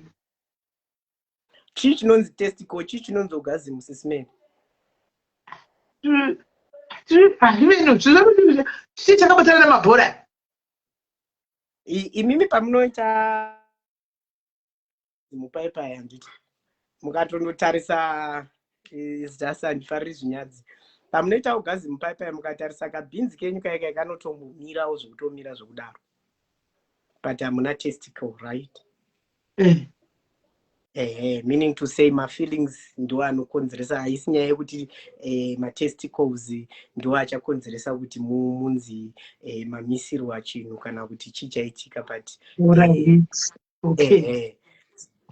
so from there ndo pandakatanga my transition journey, because they said they are going to do the surgery, and ndobva ndaitwa surgery yangu muno South Africa, and ndaitwa surgery yangu. Everything started working perfectly. I started the hormonal therapy because they were saying my hormones are not balanced, because sexually ndandisina basa nebonde zvekudaro, because I even thought kuti handina ma feelings zvekudaro. But when I started the hormonal therapy, immediately, I think within 2 months, ndebvu dzadzatozara kweso kudzadzatozara zvekudaro. Handina kuita sevamwe vekuti vanotora nguva or something. Within 2 months ndebvu dzadzatozara. Then I started my transition journey. From there ndobva ndatomhanya ndobva ndava nditi, if you want to do top surgery, I did my top surgery, ndikatondobviswa mazamu aya. Ndofunga mukaona latest post yangu yandaisa, that was my days andakaitwa surgery. Tukuiona kuTikTok kudaya kuposta, tukuiona TikTok kudaya kuscreena mafeatures wanje. Alright, ndikaitwa surgery yangu. The surgery went well.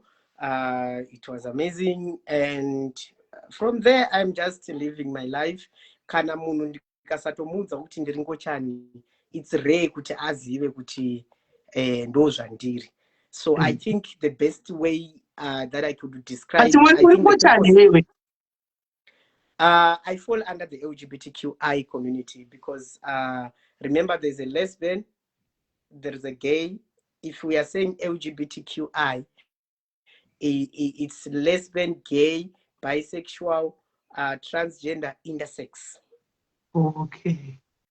So that's why I think pana anonzani akafaila nyaya kucourt about intersex kids, ukuthi pari kunyorwa kunzi female, male, can the government recognize intersex kids, because it's something that is biological. Saka pamakaita process yose yekuchidwa kubva kumusikana kuenda kumukomana, makabhadhira mari kuti makaitwa free? Ndakaitwa free because it's natural, and kunzi ndazviitisa because in their files, in their documents, they know kuti this person is intersex, and kwavari madoctors vari kutondiona se a learning curve yavo, whereby they experiment with me. Like recently ndakaita surgery down part. Yeah, we are still somewhere there, but we are going there. We are going to reach there. Down part uda kuchipedisela jivedi. Yes, yes. Hey, hausikumira wewe. Ndio watu wanakula management. Hausikumira. Saka vanozera sei vanodiko vanotoradza nyama vobatanidza mapenisi iripo. Izvozvo handizoziva kuti how are they going to do it, because it's something that they are experimenting with me, because I volunteered, like I'm an organ volunteer. Zvokuti chero ndikafa nhasi ndakavolunteer kuti maorgans angu they can just donate to the people vanovada zvavo. Saka ndokuzobva watozoroorako. Ndobva ndatozoroora paya, ndobva ndarara mukadzi wangu aripo, ndobva tatozoitawo chimwana chedu chidiki chiripo, the smallest child.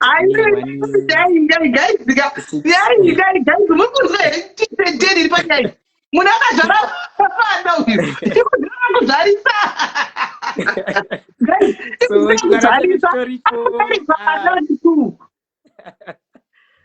Kuzarisa anenge mwana nemukadzi. Come on guys, imi mwari uyu ka. Saka chimwana chedu chiripo, chitoripo, asi I'm not gonna disclose mwana. Yeah, so that's okay. And I'm not gonna talk more on it because my wife doesn't want me to talk more about it. No, that's fine. I'll just respect privacy on it. But for now, I'm here to advocate for LGBTQI. I'm here to advocate for intersex people. I'm here to tell the Zimbabwean people to say, you guys, as much as muchite hamudi ngochani, muri kugara nadzo mudzimba dzenyu. Vakawanda vari kutopretenda kuti ndirizame kuti ndite straight. Pandakutora ijeni ndakuudzai quarter of my journey. Ndikanyatsogara nemi pasi ndikakuudzai jeni yangu, you see kuti zvinhu izvi hazvizvokuti munhu anozongonzi ndasamuka adaiso, kwete. Munotoziona mwana achiri mudoko. Vanhu vari kuvhunduka pakuti makazozvarisa mwana.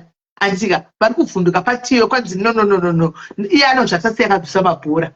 Aiwa zve guys, apa pane position yakavaka asiri kunze munhu waMwari. Saka apa makazvara chi mwana uyu wepresira makatozvara zvokutokwira here kana kuti ndezve-IVF? Ndopaipa ndati I will respect my wife's wishes. So guys, that's up to you to figure out. Yeah, that's up to you to figure out. Let's respect madam. It's for my wife's privacy. I will never answer it. Expect kana ndazo farisa usismeli ndozogona kuzosend right the whole thing into your inbox. Yeah, I can do that. No, that's fine. So I'm here to teach the world kuti vanhu vamunoti ngochani, they are the same human beings that you are living with kudzimba dzenyu, and vakawanda vari kurarama vari muchiwande because mazvara mwana akadaro. We are all the same. Takazvarwa kana ndakazvarwa, kutaura chokwadi pane munhu angachuza kuvengwa nenyika yese, ndobva ndatochuza kuti ndinoda kuvengwa nenyika yese, kokuti munhu sanenge achingoti hero. I do understand kuti vanhu vazhinji mune pfungwa dzekuti ngochani dzinotukana, ngochani dzinodai. That one, it's just people's characters. That has nothing to do with their sexuality. Yakangofanana nezvinoitika futi to the straight world, whereby vachingotukana, but zvinozoita worse because uyu munhu angovawo ngochani. And chinhu one chandoda kutaura about intersex kids, vana vakawanda vari kuma-intersex kudzimba uku, ende vabereki vari kurasa vana vavo because ari kuti paanorazvara mwana, unoona mwana asina kufanana nevamwe vana, obva atoona kuti ndinozviexplaina ndichiti kudii to the world. Chinhu chandoda kukuudzai ndechekuti love your kids regardless of what they are. Zvakangofanana nekuti ukazvara mwana ane disability, what are you going to do? Unomurasira ani? It's the same thing nevana vari intersex, is the same thing nevana vari LGBTQI. As much as you see vanhu vari masculine, ndogara ndichiona vanhu vachidhisa vana Royal Mint, vachidhisa vanani vachitaura kuti hey dzingochani. if munhu asina kuuya kwauri achikuudza kuti ndiri ngochani, don't Yeah. confirm someone because of the way You that don't they know. are dressed. Don't ever confirm that. Just tora munhu semunhu sezvaari. Ndoda kutora example right now.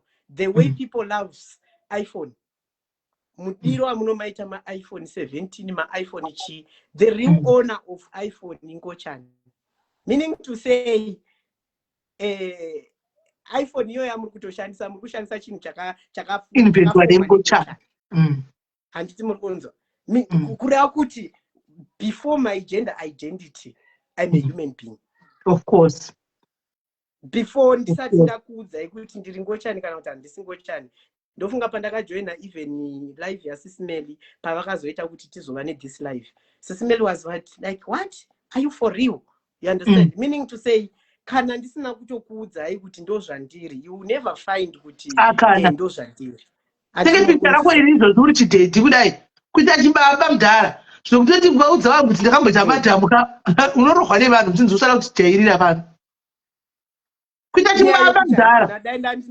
Dainda ndine WhatsApp, it's just I'm using my phone. Dainda ndine my phone, I was going to send Kundi a picture rangu, my before picture. Uri msikana ndichamboona zvishwa ndinoda kuona asi iripo Kundi paoli yangu pa Facebook. Kundi kwazonayo titsvakire katimboona kudzi kundai. Akaita pakuti chibaba mudhara kuita chibaba chaicho. Akaenda paoli yangu anewana iripo iripo akaitsvaga anewana. I think anogona kushare with you because I'm just afraid of me coming out. I'm just here to help also my parents. Ane vana vakadaro vanorasa vana because of that. And mamurasa muri kumurasira ani. Dai kwangu kunzi inini handina kuwana vanhu vakandida muno muSouth Africa. Vakakwanisa kuti ndikwanise kuva nana mai, ndikwanise kuva nana baba, vakanditi aiwa mwanangu usatya, kubva nhasi ndavachi ndaamai vako, kubva nhasi ndaababa wako. Anonzi Donwell Mpofu, guys. Donwell Mpofu, mfollow Donwell Mpofu. Mfollow. Ndingadai ndakapinda mudepression, pamwe ndingadai ndakazviuraya. For us to just avoid certain, and who I sleep with in the bedroom, haina basa nemunhu. At the end of the day, kunonzi a human being is dead. At the end, kudai tikumbirawo picture ravo vari musikana kundai. Tokumbirawo picture ravo vari musikana hanzi ririko kuona nditasa kuogo titorere kuti ukande pamascreen papisai. Saka hanzvadzi vana venyu tu ava vanokudzivai muri mama. Handitika muri mama makazvara vana. Saka now that vakuti daddy vakagona zvei vakazvigona sei kuchinja like from mommy to daddy.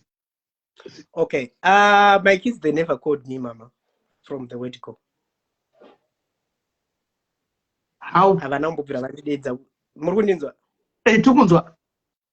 Havana kumbobvira vandidedza kuti mama from the word go. Havana kumbobvira handina musi wandakambogara pasi ndikavaita conversation nekuti dedzai kuti daddy. Handina. Havana kumbobvira vaita zvinhu. Saka vaiti chiona nobva vanga muri mukadzi vana varaipedza chichi. Alright, kudhara kwangu ndaita zvechigweja, sorry to say that. Ndaita zvechigweja, saka kuchigweja vaindidedza kuti mujuru because kumushanda aimbova kupolitics. Saka kuno vakangosvika vakatanga kundidedza kuti mujuru. Saka hapana pavakamboswera vachindidedza kuti mama, vaingonditi mujuru. Because I was very masculine. Saka izvozvo vakuti chii mujuru kuti? Vanoti date.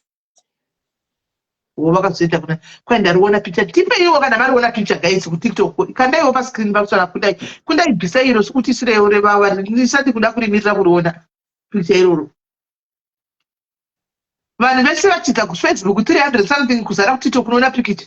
Maenda kuTikTok kuti unoona mapicture ari kutaura kuzara mamuri 1.2 apa. Vanga vari 1.2 ka.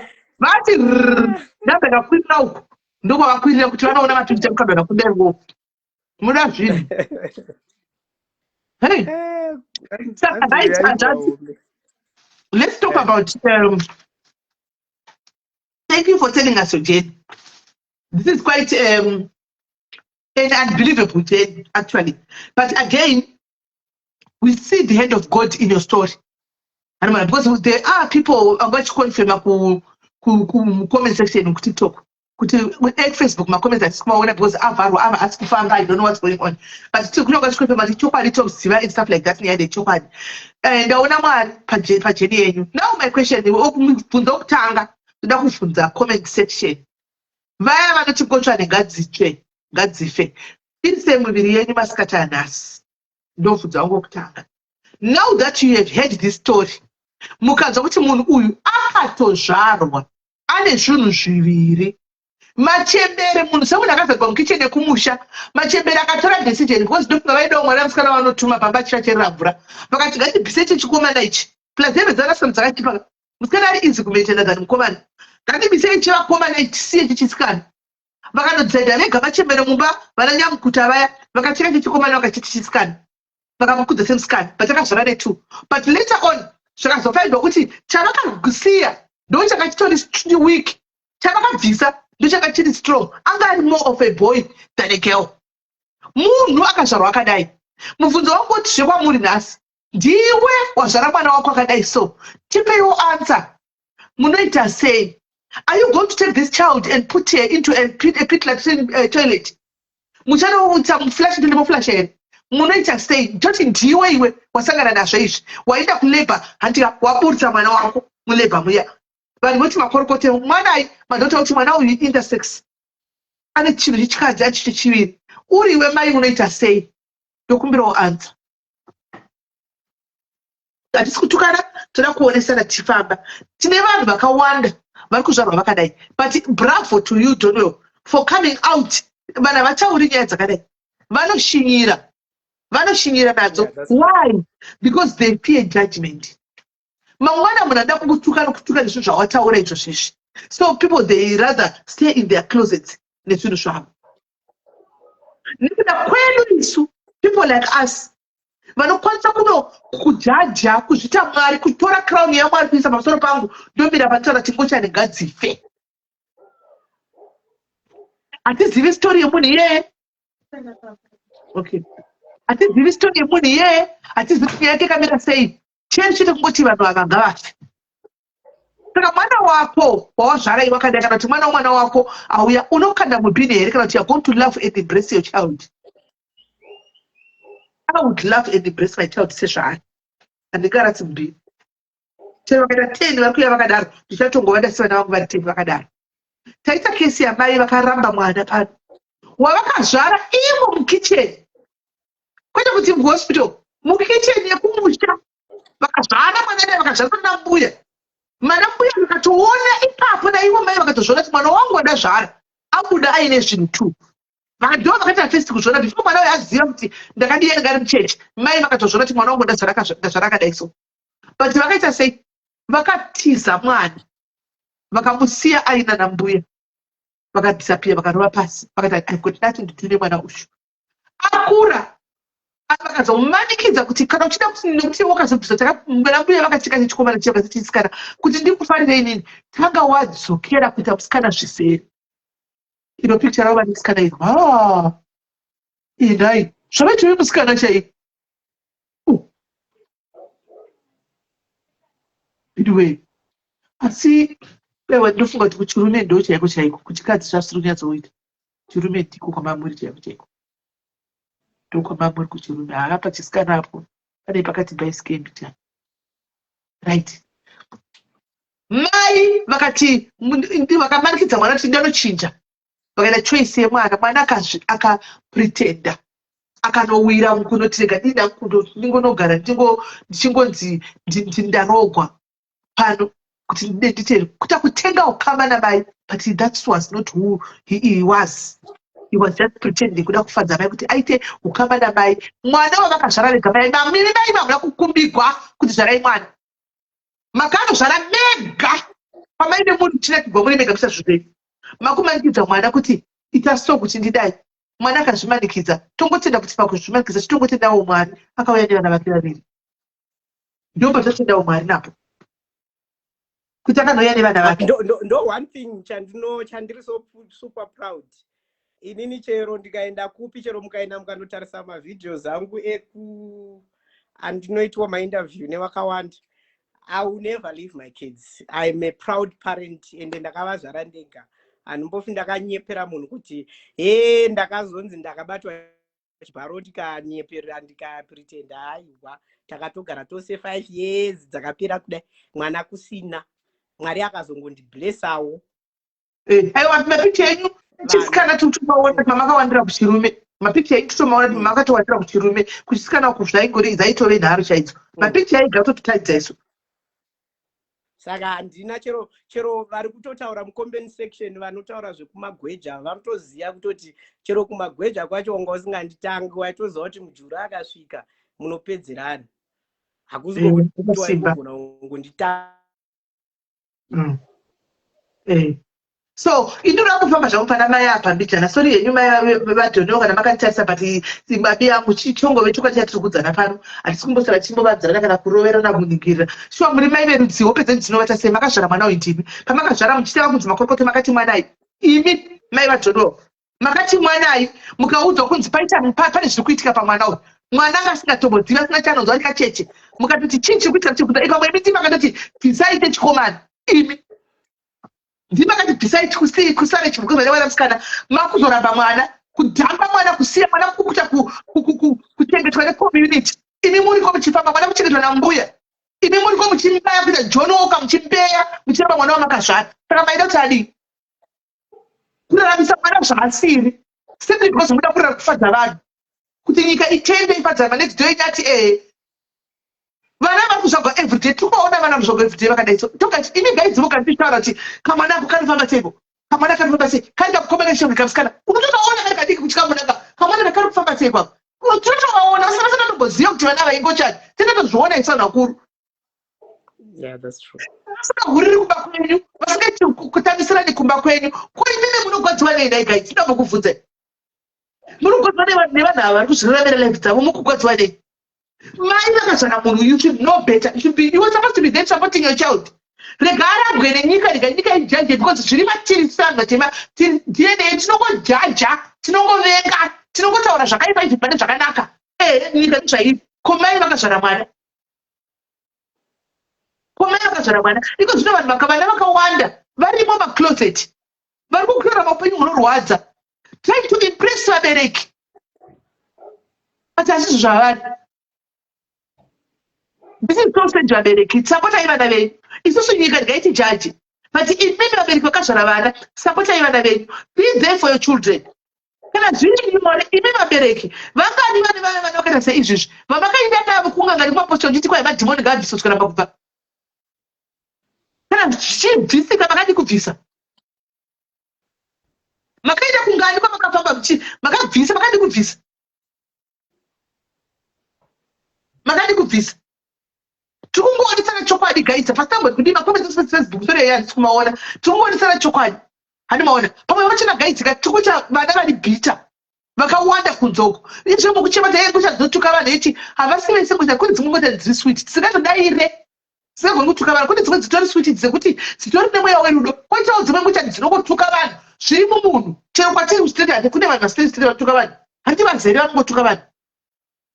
Zvingoriko wani. Sapotai vana venyu, idai vana venyu. Regai nyika ijaji, regai next door judge, but mai protect your own child. Protect hukwana yako.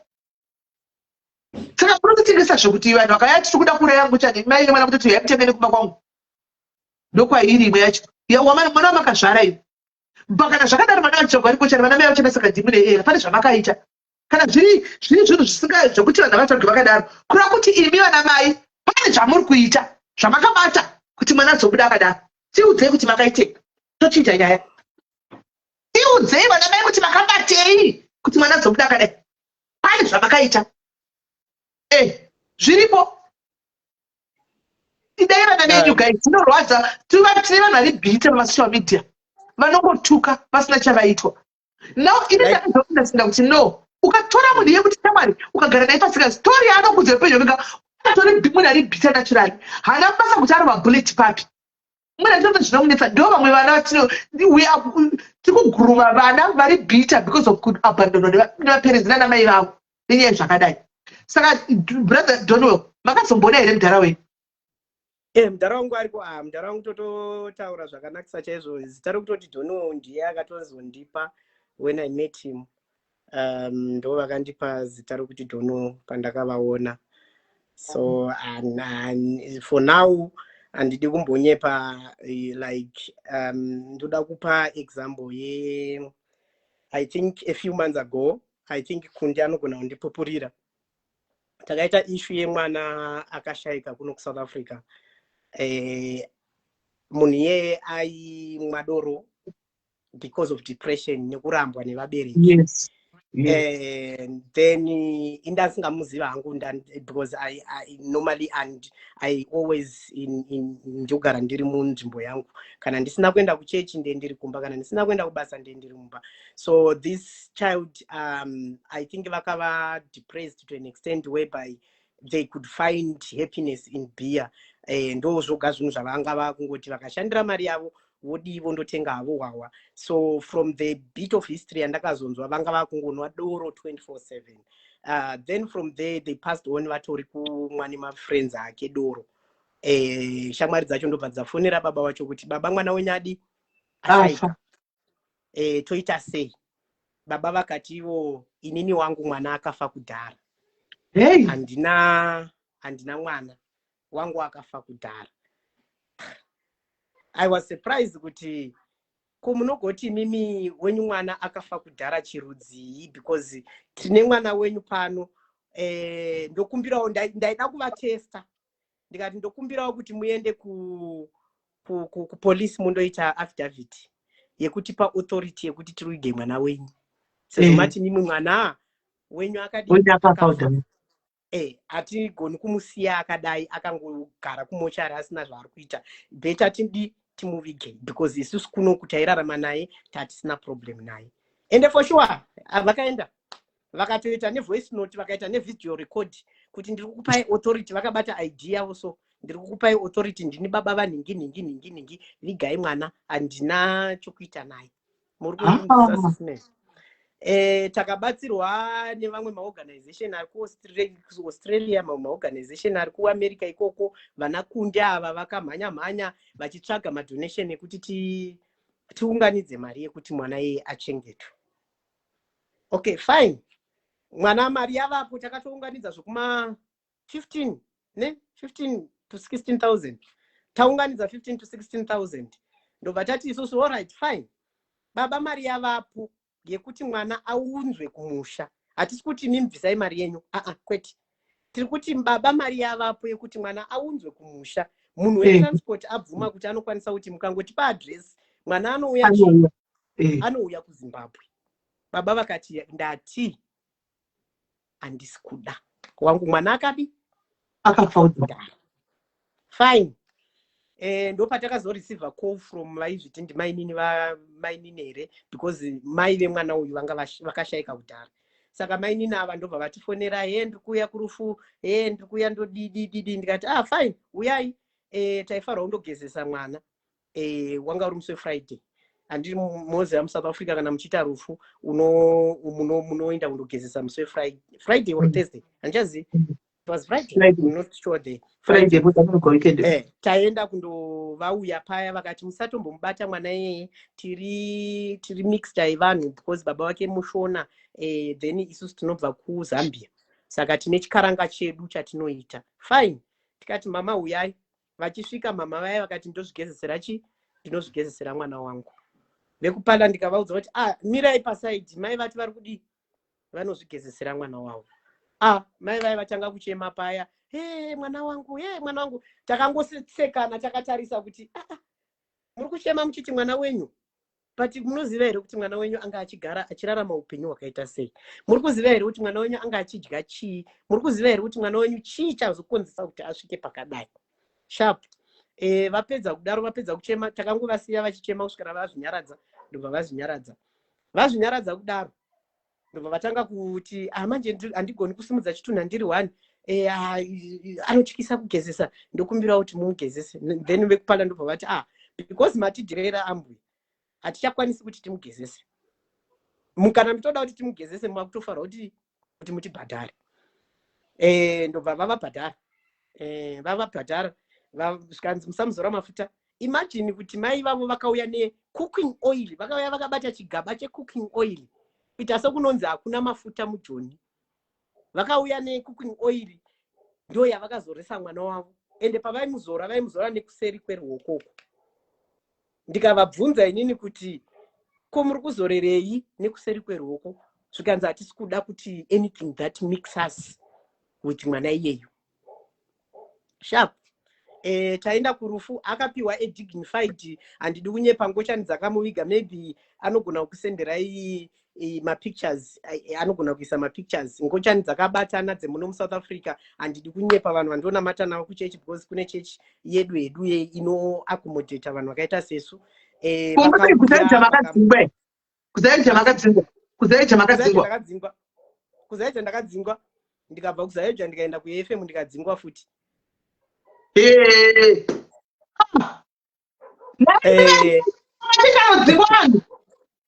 Ndakaenda kuFM ndikadzingwa. Chechi yaMwari. Kuzaija ndakatodzingwa zviri nice. Vakatongonditi for now chimbomirai kudi. Chimbomirai kuya kuchechi, tichazokuudzai kana tagara pasi sebhodi. Ndikati hapana kudi. Hapana kushata. Jabha chitongovhura chechi yako uye ma-LGBT aiko tongova komodza ikoko. Jabha adzinge munhu chechi kwake. Zvina neimwe kuchechi kwaJabha. Shuwa kuchingwa muchechi yaMwari akunanzi uyai mose mbavha vaRoymondi. Uyai muchechi kune chivi chimwe chomboda kana chimwe. Wai muchidzinga umwe muchisiyawo. And pandakazoenda kuFM, ndakatosvikawo zvakanaka ndikatovabvunza kuti, and the good part about kuFM ndakasvika ndikazviopena up, handina kuti vamirire kundidiscover because pandakaenda kuFM ndatopedza transition. Ndasvika ikoko, pane vakadzi vaindiziva before transition. Vachindiziva kudaro ndobva vatanga kungoitawo makuhwa. Munoziva have you ever noticed kuti kana paunopinda muchechi vanhu vanotanga kukwenyana. Aiwa unozvaari zvibuya zvokumachechi gore zvazviri zvine makuhwa zvoga pande zvimai zvechimiritsika kuna mufundisi kumberi uko zvichipukuta ziyara mufundisi zvimai zvichikwirwa nezvimafundisi izvo zvimai izvo zviya. Saka vatanga kukwenyana kudero. Handina kumbobvira ndaita because kwakutori nemafriends angu andaitamba navo. Vhura yangu chechi zvenye kuita nemuye, charovhura yangu chechi. Charovhura yangu chingota nemuye tichazoshumira Mwari imomo, Mwari vafambe imomo. Kuti Mwari vachaishandiswa naMwari zvekuti zvinoenda kure kudai chai. Mwari ngavauye atiudzirika kuti hatizvidi. Ngoti kutobva tavabvunza kuti naye Mwari ko sei muri kuvaregedza vana vachibuda vakadai. Animoni. Munomhanya kuda kumhanya kuhakira munodzinga vanhu chechi yaMwari inonzi uyai moti mose makaneta makaremerwa ndichakupa izororo. These people are coming to find peace and you are chasing them away. Rubbish, hypocrites people. Taura zvako izvozvo. Saka ndaenda kuFM ndakaona kuti zviri kuitwa nevanhu ava hazvisi right. Ndopandakabva ndangoti ndokumbirawo kutaura namamufundisi. Mamufundisi was so good. I don't want to lie smelly. Mamufundisi vakati inini kuchechi munhu anouya chechi inoti uya sezuri. Handina basa nezvakawanda.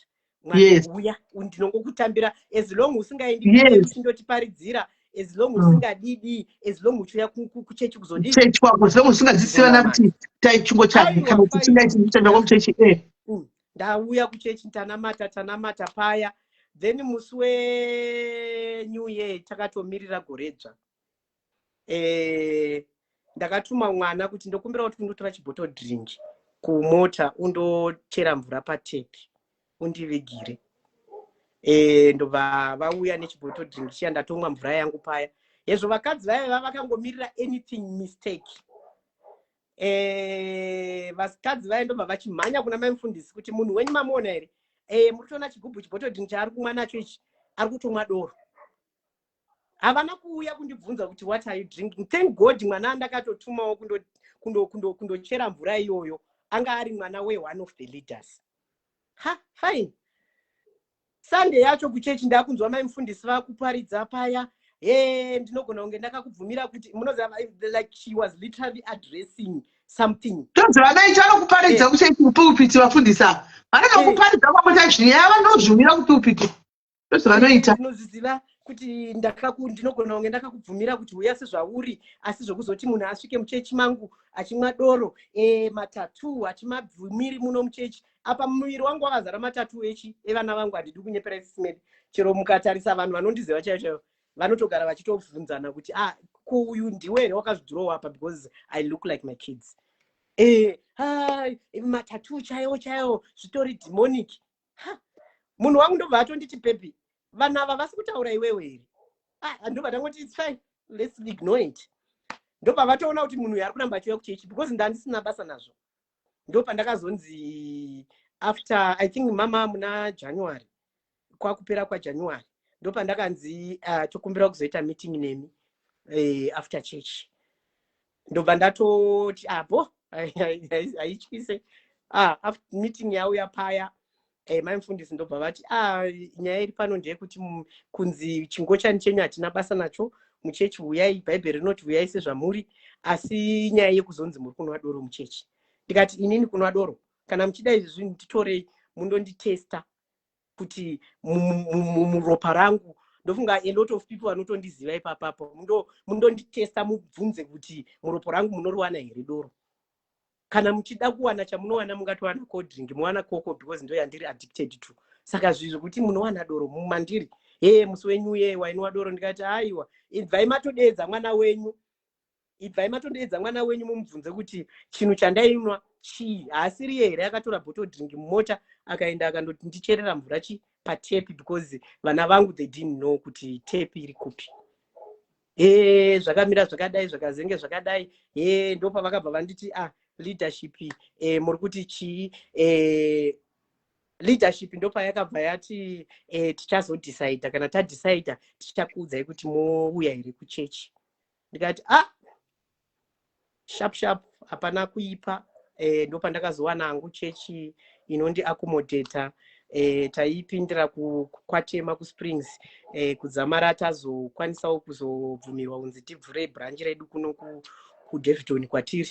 Then tikatovhura Daveyton branch yedu iri kutofambawo zvakanaka chaizvo, zvokutoti mukatoenda kuprofile yangu munotoona mapicture aripo ekuchechi.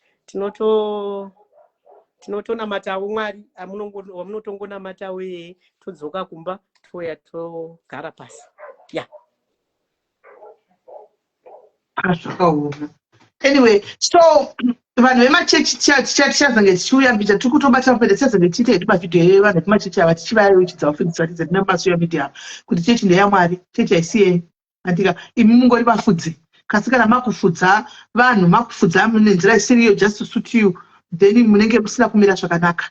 Tichakuadresai zvedu. Right, ngatidzokerei patopic yedu ye-LGBTQI community. Saka hanzvanzi Donwell, chamuno inini munofamba munotaura nevanhu vakawanda vari izvozvizvi and stuff like that, vari mu-LGBTQ community. Chamungashuvire kuti mutaurewo kuti tinoshuvira kuona zvakadai chingave chii? Inini chandingashuvira to the community is titorei sema-human beings. Before my sexuality, ndiri munhu akangofanana newe, ndiri munhuwo ane mafeelings sewe, ndiri munhuwo anotorwadziwawo kana ukandituka. Nditoriwo munhu wokutoti kana ndinoda kutodiwawo, mudiro unongoitawo your next door, ndomudiro wandongodawo. Ndingori the same person. Kana ndisina kuudza kuti ndiri kurara nani, hapana chinochinja, I'm still the same person.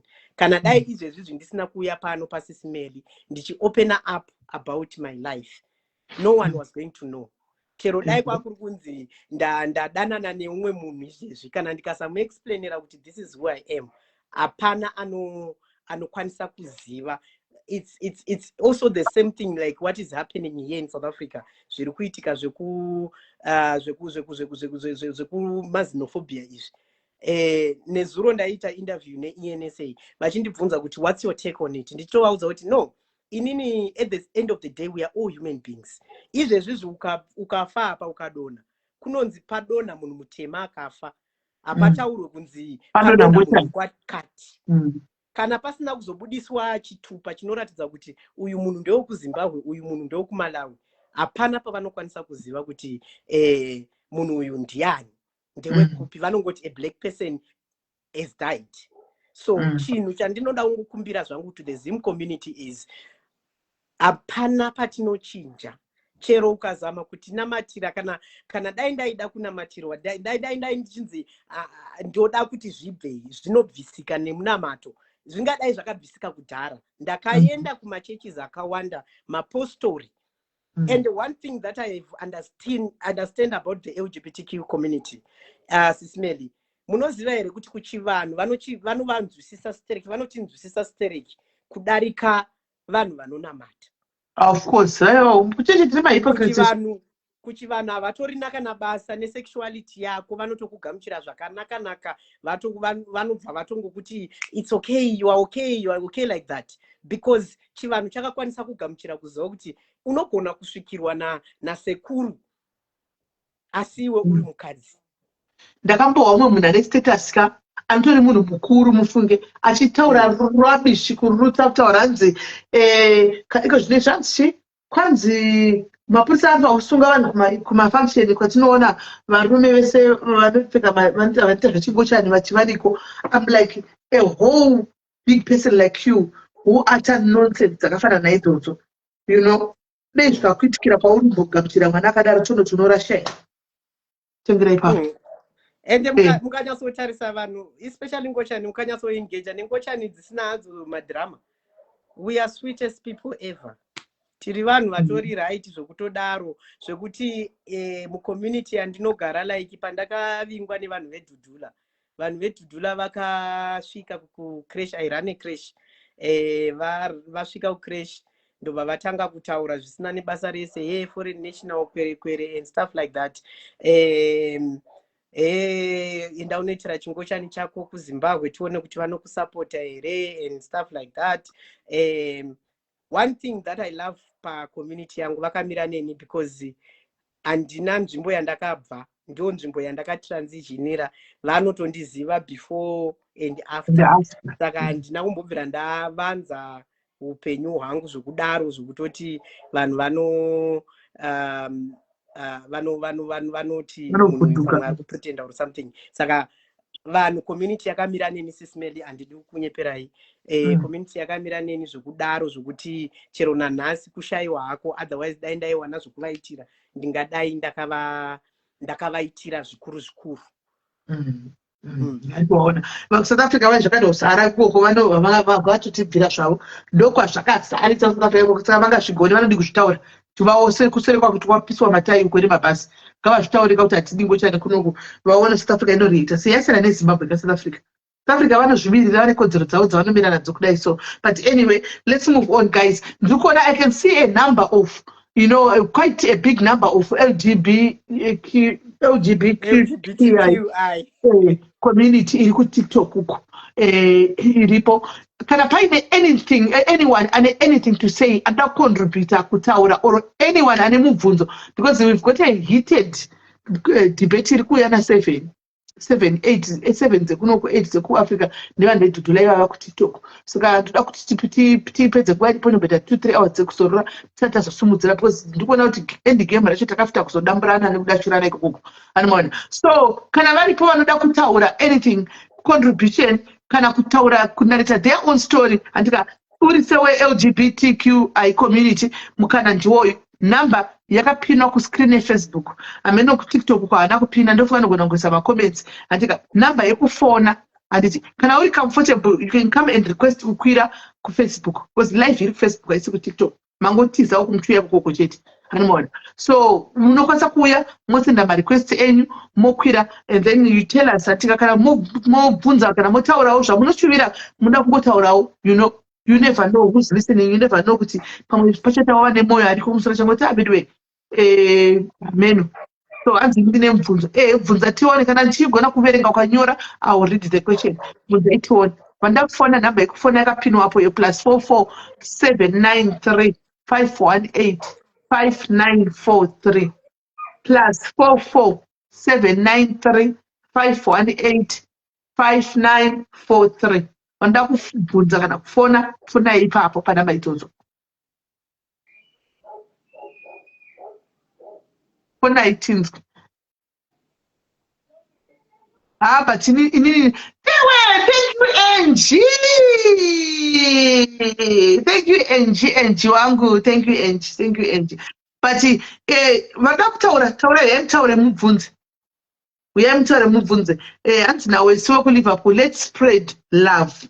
Ari kutaura neLGBTQ community nevamwe vanhu vari state kuti let's spread love. Munonyanya kuvajaja, munonyanya kuvatuka. Munoita kunge munoinvitwa kunzi nhasi tiri kuita bonde pakati wemutazi mutibatire. Munobva vaina kunge munenge muchiona kana munotoziva zvinenge zvichiitika futi pawanda zvavo sezvamunongoitawo imini munenge muri kuprivacy.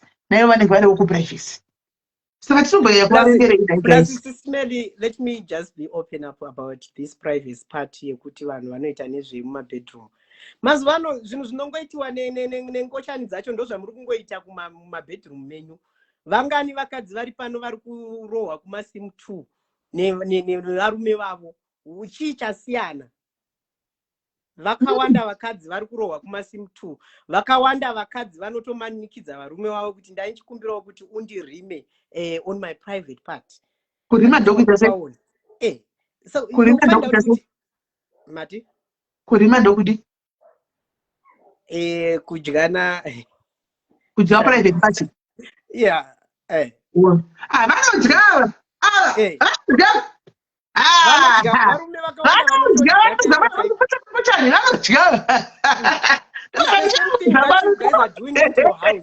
What is the difference kana chakuitwa naDonwell? What is the difference kana chakuitwa nababa Ningi? Anditi muri kupaona ndovatunganyaya kudya zvakwewejewe pano vakaita nharo kuti kana isiyo tozvila muri kusanda totozva musambotuke vanhu ndichimochani muri kudlawo nemi. So and again, another education that I want to teach people is munoziva here sisimeli kuti vabereki vazhinji munofara muchiti mwana wangu achiri virgin, mwana wangu zvakazodai, mwana wangu asvika 21 years achiri virgin. Anoziva kuti imi muri kukoshesa virginity yake. There are so many ways of having sex pasina penetration. There are so many ways of having sex. Mumukanwa chaimo vanoita sex. Sex is mumukanwa. Vanoita sex, sismen. Vanoita sex. Vachidha ndokutondana nakakwachiwa kutaura rimi iyoyo. Ndakaita research sismen pane project yandakawana yandakaita research kuDurban. This is not the correct number yekufonwa. That is not the correct number yekufona Diamond. Number yekufona is a different number yakapinwa Facebook. Tata Facebook. Pane number yekufona iri Facebook. Not iyi ndo iri kulive kuTikTok ikoko. Yekufona iyoyo. Ndakaita research sismeri kuDurban. Anditi kuDurban ndokwa vanokoshesa zvinonzi zvemachichi zvemavhejini. Anditi vanotomuitira vachidongorera vana. Vachidongorera vana kuti virginity yavo ichiri papi. Hazvionekwi 70% of people vandakaita ma-interviews navo vanotaura kuti aiwa isusu vakomana vedu tiri kutodanana navo and we are doing sex. Anotoita kumanyuwa because they don't check kumanyuwa, they don't check to the mouth. Hazvionekwi. Ndakazviona, ndakaiona interview yakaitwa nevanhu veku Street Journal. Vana vachitiza pamba pamai vachengeta vanoita izvozvo zvokutarisa vana izvi vachiti mai vashaipwa navo vanoendepi. Vana vakazobatwa vakabvunzwa vakati tinoenda kune vakomana edu tinoita sex nekumasure because hazvionekwi vanotarisa kumberi. Yakakadaro. So it's more like the same sex that you guys are doing kumba kwenyu is the same sex that ngochani dzacho yadziri kuita kumba kwavo. Anditi muriona. And at the same day ndosaka muchizoona ndofunga ma-lesbians mazhinji criticize kuti why are you using toys? Even in relationship yevanhu vari straight they are even using those toys. Yeah. They are using those toys. Vane zvimwe zvinhu zvinotamba kwaichii amhero zvimarosi kwai marosi kudini vane hobho vanhu ivava zvinhu zvavanenge vanazvo zvimatoito izvo zvizvi andiona vanazvo avo voda kuyadzidza vanhu chinongosha ndazodai apa kumashure kokoko vari kurohwa dignity vachitembwa kumashure kokoko nevarume ndakambotanga ti munongoti varume venyu ndimbobvunzai varume venyu kuti ive zvokumashure zvakazviwanepi dzinei dzitori mbochani dzitori mucloset ngavataura kuti zvokumashure zvokuti vanotori kumashure vakazviwana kupi asi meni chemutuka ngochani pano chiti ngochani ndazodai varume venyu vari kuboora vanhu mashure uku maporobha mapera basa nyaya inoitika sisimeli ndeyekuti varume venyu ava vamuri kuda maexperiment vari kundoaita kumabhawa kwavanoenda. Kune mabhawa ekuti izvezvizvi haubvumirwe kupinda nemurume wako, kunongonzi varume ngavapinde. Unosvika kubhawa ikoko otodzidziswa kunzi chimboisa kumanyowa, obva atonzwa kutoti kumanyowa zvakuri kudi zvakuri kutonaka. Handiti muri kundinzwisa. Panouya kumba uya oti mai mwana ndokumbirawo kuti muite so, imi munobva mati no handisi kuda izvozvo. Ndosaka muchiona kuti HIV yakaspread that quickly because zvimwe zvinhu zvinoitwa nevakadzi vari kumba zvamunoramba murume anenge achida kuzviita anenge azviexperimenta samuni anozviexperimenta makufunga kuti zvekuti tichikura nyaya dzamatirisa mufosa kuti asingadziziviso kwakusina takangozviwa mazvimanja kuti vanhu vagona kuita sex vari 3 isu endeka vanhu vagona kuita sex vari 4 zvaitohleisa kuti muviri wangu unoonekwa iko zvinochimachina kuti zvinhu zvacho munenge muchitoitira muchinanzvana muri 4 imomo muchinanzvana muchidii hazvino zvinenge chitika imomo muchiita sei muri 4 muchidai imi asi munenge muchijeja vanhu guys ngataurai chokwadi munenge muchijeja vanhu asi munenge muri ma4 way ma3 ways aya ma4 ways muri imomo muri 4 makashama muchionana nhengo zvinonyadzisa kudaro muchinanzvana kumaprivate muchinanzvana kumashure muchinanzvana chi muchidini hanimaona if the world is doing that doesn't make it right nyama tell us what is right. You tell us as you are God now what is right. Upanda ipa phone all right. Hello caller. Caller hello. Mkoma Doni makadima bamaita mhofu muri hanzvadzi yangu. Ndadangotaura kuti guys, do you remember ndichikudzai kuti inini ndakanga ndiri married ende murume wangu aenda achienda kuvanhu achidanana nengochani zvinova zvakaita kuti imba yangu iparare. Saka at times zvangu kuti inangu handina kukwanisa kuzvitambira panguva yacho because takasati tane ruzivo rwakanyanya about this LBG something izvozvi handigoni kana kutozvitsanangura. Saka zvinhu zvakagara zviriko and vakawanda unosingazivi inini I had to zvibatira like madzimai munongoziva kuti pane pamwe patinombonhanira mafoni evarume vedu. This is how I got to know kuti murume wangu anodanana nengochani. Saka hangu kubvi after ndazosiyana nemurume ndopandakazotanga kutambawo ndichisanganawo nevanhu vakadaro and stuff tichizivawo zvinhu izvi kuvako zviriko zvazvo. Titori nomumwe mukomana wakumaraini kwangu kwandakakurira uku akatongozvarwa akatodaro aine mafeatures kana nevoice kana kuita zvinhu zvaaida zvekupema makudhara akanga aitwa zvemaeskeli izvi achingoitwa zvemaeskeli nekuiswawo manews izvozvo. I want to believe kuti kune vamwe vanhu vanozvarwa vakadaro. Saka awareness kutaura chokwadi mukoma Doni tinokutendai zveshuwa rambai muchipa vanhu awareness kuti vanhu vazive because unogona kudaroka uchijaja ari mwana womwe munhu iwongo Mwari vozokupawo mwana anenge aine mahormones echirume kana kuti mahormones echikadzi zvakadaro. As parents, let's learn to accept situations anenge aripo. Nyaya yekuzorarama munhu achirarama ari mucloset inyaya inorwadza because unochirarama a double life. You cannot enjoy life the way life supposed to be because life yauri kurarama haisi yako, uri kuraramira kufadza vanhu. Zvakaoma zvakadaro, but I think awareness ikaramba zvinhu zvichiparidzwa zvinhu zvinogona kutibatsira musociety medu. Thank you. This is what I wanted to say. Thank you very much. Inini unzavarume so ini hangu handizoti ndouraya munhu ini kuti ndouraya munhu kuti guys munhu ndozoziva kuti atobva kunonyukura kuna varume kuya onyika kwandiri ndomuuraya guys ndomuuraya guys straight guys vatoita kujere vanozopedzira valiva a double life Kunyeperai kuti don't worry baby. Mukatarisa izvezvi mutarise a lot of people. Vanhu vavanodanana navo vacho ivavo is the closest people that are in the family. Wamunoti best friend yemurume wenyu sisingodi wekuti haagoni wokuti friend yake izvezvi ikangoti yo friend yangu yastuck ndakutomhanya. Munosvika kumba vatopedza sex. It doesn't take 2 hours to do. Muri kundinzwisisa?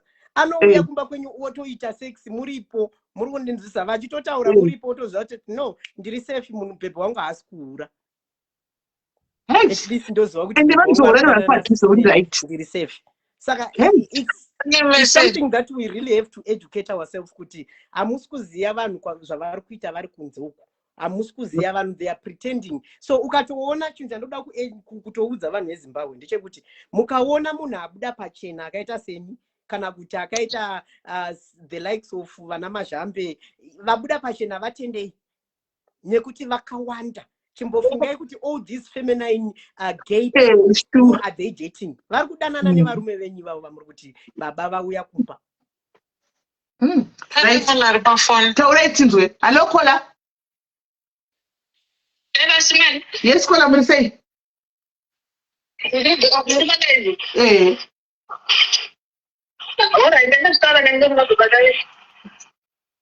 Ma?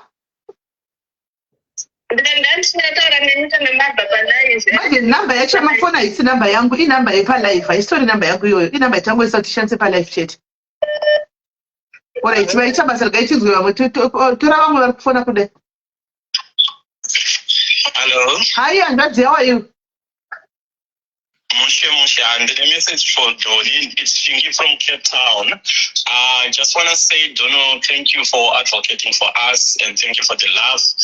We see you, we support you, and yeah, we love you. Yes, message yenyu Andadzi out yabva kune team renyu. Hanzi, we see all the efforts dzamuri kuita. We are very happy nazvo. Tinotenda. Right. Vachipane message, kuverenga message kundi. Ndiyo message zvabvafona munhu wacho. All right, no, that's fine. TikTok pane vakakwira, pane vari kuda kutaura here. Kana varipo ngavatiudze ndikuisirema uyu zvida kukwidza vamwe vanhu vari kuda kukwira vakati one day. Tsubi yangu yabvira kuda kukwira. All right, taura itinzwe Michelle. Indangotaura kuti Don wemunhu bo zvekuti ndakamuencounter I think last year, and ever since then we talk here and there. Munhu bo hake haana kana drama kana noise and anofarira zvinhu zvake zvechechi. Shame. Waita hako nekutsigira Michelle. Aiwa tisotomufonera waiti Don wemunhu bo. Thank you very much Michelle. Pane mwana dataura. Pane dataura ipo pane ndiri kumbira kukwidza vamwe. Mutumbi uyo wechinhikikiri uyo wechiround 10 uyo unoda kutaura here? Mutumbi weparound 10 uyo nhasi unenge usina nyaya dzekutaura Tami, right? Vari paine vamwe vane chekutaura guys. Anybody with any something to say?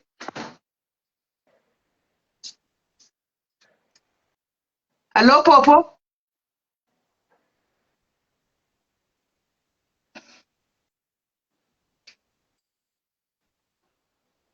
Vari paine vane zvekutaura guys. LGBTQI community mune zvekutaura here? Fonai panhamba dzangu kuzari kwirai ukoko kwamuri kuigoko.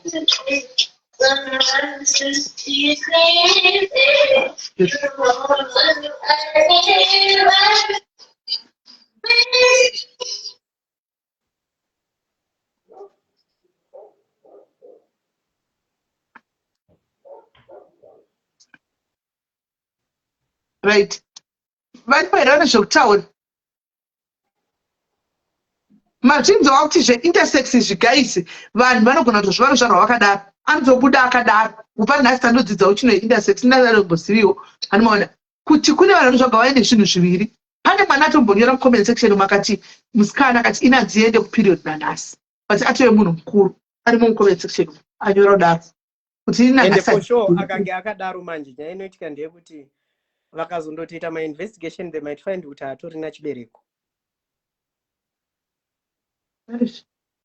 and vanhu vazhinji vanonge vakumujaja chero akaroorwa konzi haasi kuita mwana, haasi kuita sei, because hapana ari kuziva kuti chii chiri kuitika neupenyu hwake. Hapana that education about intersex kids. That's why ndambotaura pekutanga paya kuti Sisimeli, we might have a lot of intersex kids that we have kwakawanda munyika medu, but because hapana that knowledge yekuti tizive more about intersex kids. I think the fact yekuti South Africa hako kuri more advanced pazvinhu zvekumuzvipatara and stuff like that. I wish if my home country could have something also like that, whereby they can able to diagnose vana vari intersex before it's too late, so that vasazojajiwa kunze uko. Vedwe trauma that comes with judgment ainaombomira zvakanaka. Right. Hello Kola. Hello Sisimeli, mweshe. Did I told say Kola? Ndoda mbobvunza Doni kana munhu ari mukadzi achida chinhu chechirume ichi anogona kuchiiswa here? Wafunga cha murume Kola. Yeah, if you want to all right, if you want to transition, you can able to do it. It's very possible. That's why I'm saying kana munhu akakuroverai transition yakaperera, ngatitore example like Tatelisha wanoziva ari so popular. Dai Tatelisha anga asiri so loud, hapana munhu aikona kuziva Tatelisha ndo zvaari. Hapana. So, meaning to say, kana achitongodawo kundogadzirirwa dhiki yacho, anogoenda inotondobudiswa yotouya dhiki yacho ichitongoshanda zvinongoita dhiki yemunhu akazvarwa anayo. Okay, right. So Kola, matimeni muruda kuti kunochinjwa chinhu chenyu kuti muite murume muiswe dhiki. Machivei muti muda kuitwa dhiki? Sisimeli hangu, honestly, I'm a mother of 4, but handina feeling ine resex nevanhu vechirume vechirume makaroorwa. Yes. Alright, saka muri mumba imomo imi kubva pamakaroorwa nemurume uyu kuchava namba taurai chokwadi Kola, hapana mumba makambobatsirira mukanakirwa mukachemerera? Handisati. Kola, kubva muri muchero pekutanga muri musikana chaiko chaiko, hapana mumakabatsirira? Let me tell you something, to answer that question. A lot of women, they pretend kunzoko. A lot of women, marriages, vanochemerera, vanoenda paGoogle voona kuti munhu anochema sei, vochemerera nhema dzega. Ndokusaka muchizoona kuti mukadzi wenyu akabatwa nengochani anobva aenda, kana kuti murume wenyu akabatwa nengochani zvaendo, because andocertifyiwa. Ikoko zvafamba zvaindwa. Hey, right, saka chipedze navo. Saka muri kuti kubva ezvino vane vana 4 mumba. Saka murume wenyu munongochemerera nhema henyu, like let's say zvitaura no pretender, but pane pasina feeling iripo. Sisimeli, hamozva kuti sex inotangira kubrain handitika. So, as for my story, right, ndakaendeswa kumarriage yandanisingadi. Saka ndaenda kumarriage yandanisingadi yai, it was an organized marriage nestepmother yangu and stuff. Apa already ndakura ndisina kumboexperience so kumarriage hakuna kunondinakidza. Sex ndasingatozivi kuti inonakidza kusvika papi, because I was very young. Ndazopinda kumarriage, zvandaiona imomo zvazviri horrible. Murume can go notora girlfriend yaurara nayo in front of me and stuff. So hazvina kundinakidza. Then I decided to move out. Ipapo ndandamachuwa manje. Ndikatiza ndikabva ndauya kuSouth Africa. Ndakagara uno South Africa ma2004 zvino. I never dated a man. Then handimboziva masituations ariko kuSouth Africa iwaya ari kunokwaya kuti chichichichi. Ndatirega ndichimbotraya kuita mujolo. Ndabva ndapinda mujolo. Ndabva ndapinda nemumwe muSouth African mujolo wangu. Right. Mujolo wedu utori bho zvekuti totonzwanana and stuff.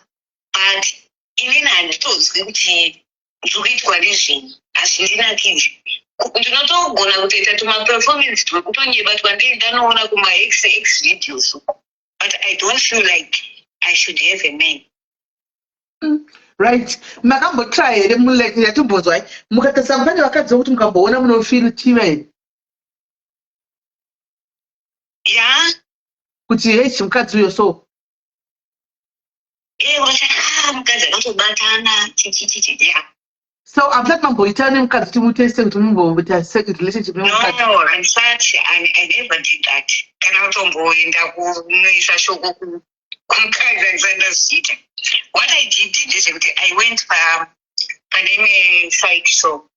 So on that site, I met vamwe varungu. Then varungu were my last date. We started talking, calling each other. How is it going? She's a bit and stuff. So they motivated me. So I feel like I have to go. You want to try our cards? Yes. So let's say this is a tricky, it's a very complicated situation. Let's say my interview man not try our cards. Maona kuti muri kuwakufara, muri kuwakadzi. Murume mchamutsa kuti mchadi mchayamubutra pachina tini chamari all these years apata chigara pa ina undoda murume. Ndoda kuti amudana nevakadzi I want to be men. I will just leave you. Go then I can give you way. Right. So I think tangai mano musati manochinjiwa zvinhu izvi. Tangai mano apa ndisi kugeta sense yenye kuda kuitwa yekuti munoiswa blood kai. Handisi kuinzwisisa because inini hamudi varume handisika unoti vari pangwadi. Saka muda munetsikwa icho chirume. Chimbogara ikamuite zvelisbian. So maybe I will enjoy it. Can't have it anyone cuts. Imimweta murume munozati munozati vakadzi vachandisa zvinhu zvavachandisi maninge havachandisi mabland vanoda kushandisa vanhu havani kudlarana kune vanoshandisa mother d ndokumbira kufunza mother d kuti vana vavo musati maenderera mberi once mangoti mother d I will never answer it. Thank you. ndokumbira kubvunza kuti ko vana vavo vakura zvakadii. Tangai makorekta pamatanga kuti mother d. Sismeli. Hello Kola. Mother diaries Sismeli. Ndokumbira kubvunza kuti ko vana vavo vane vakura zvakadii. Vari kukudzwa vanodaire baba. Ngavatange vakorekta wedra vataura kuti mother d. Ari kutaura kuti mother d. Ari kureva inini. Oh. Ndinyanoti mother diaries. Discriminate live. No. I know we don't allow that pan. Vanoreva inini ndinyanoti mother diaries. All right. Vabvunza kuti vana vangu vane makore mangani? Vari kubvunza mukadzi uyu ari kutanga kunobvisa chinhu chakaiso chechirume. Ari pakoda kuda kunti. Hansi vanana makore mangani? Ndandichitra pavana vangu vakura. All right.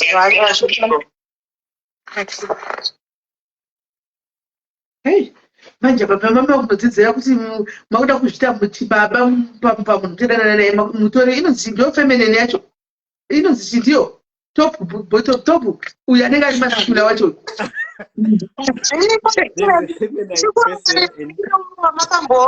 Wamakambo interview uyo panapa I think mukiziya couple yedu yekuGermany. Wanaiti ndinogara ndinoziva. Murangu moyo.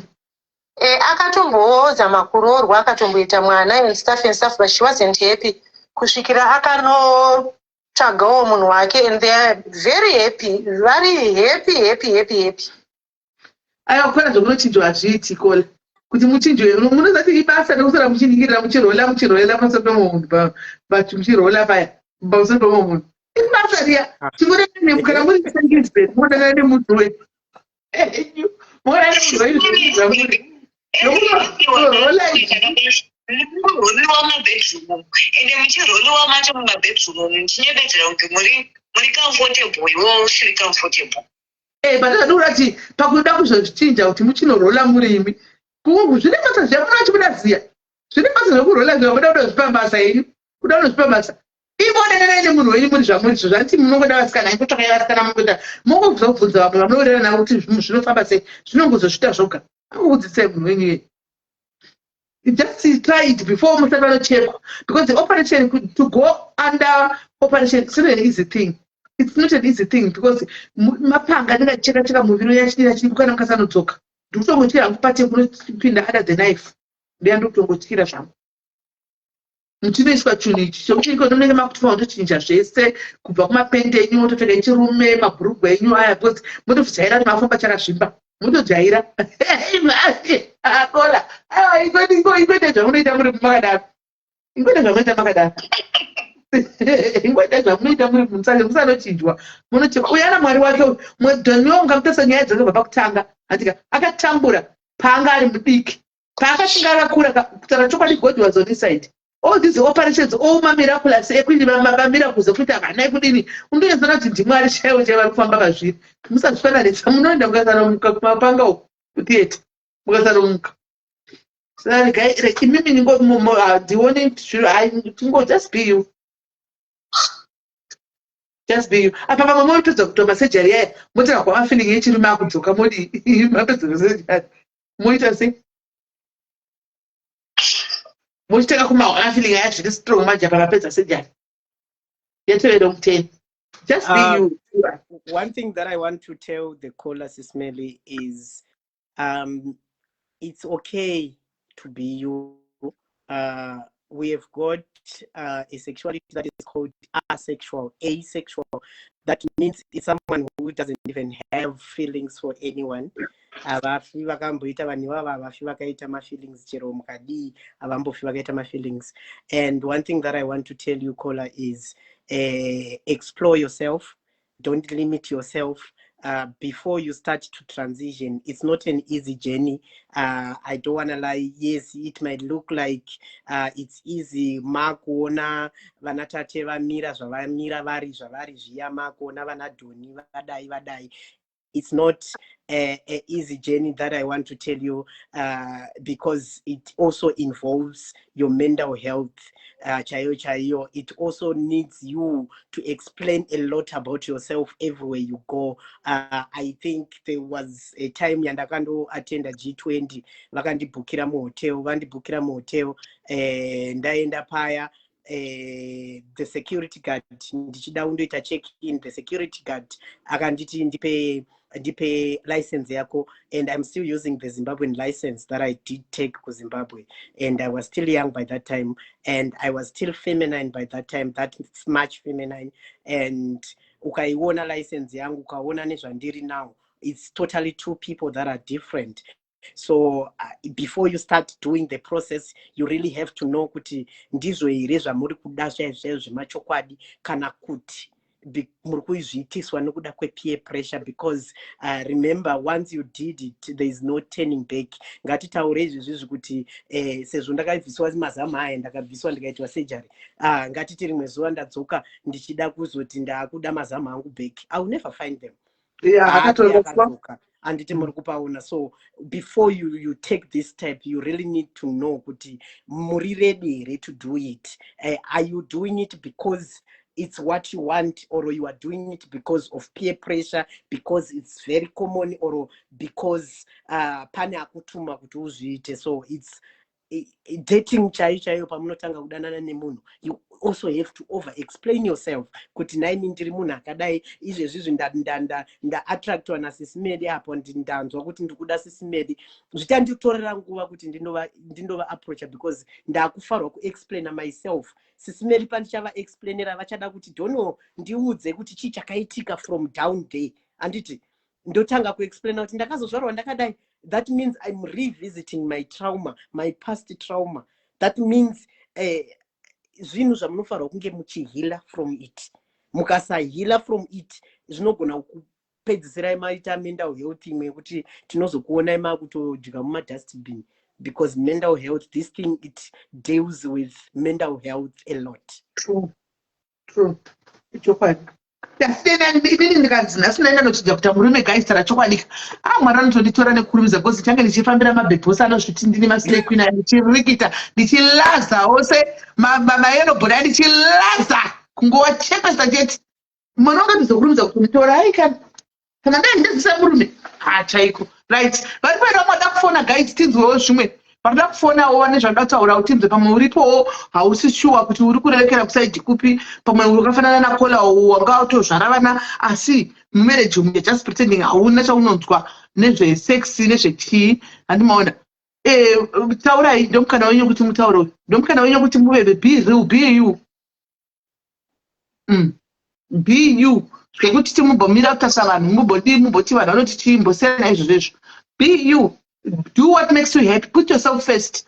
And otherwise isu vanhu tinongojaja nekutaura chatinokubatsira chodhololo hapana.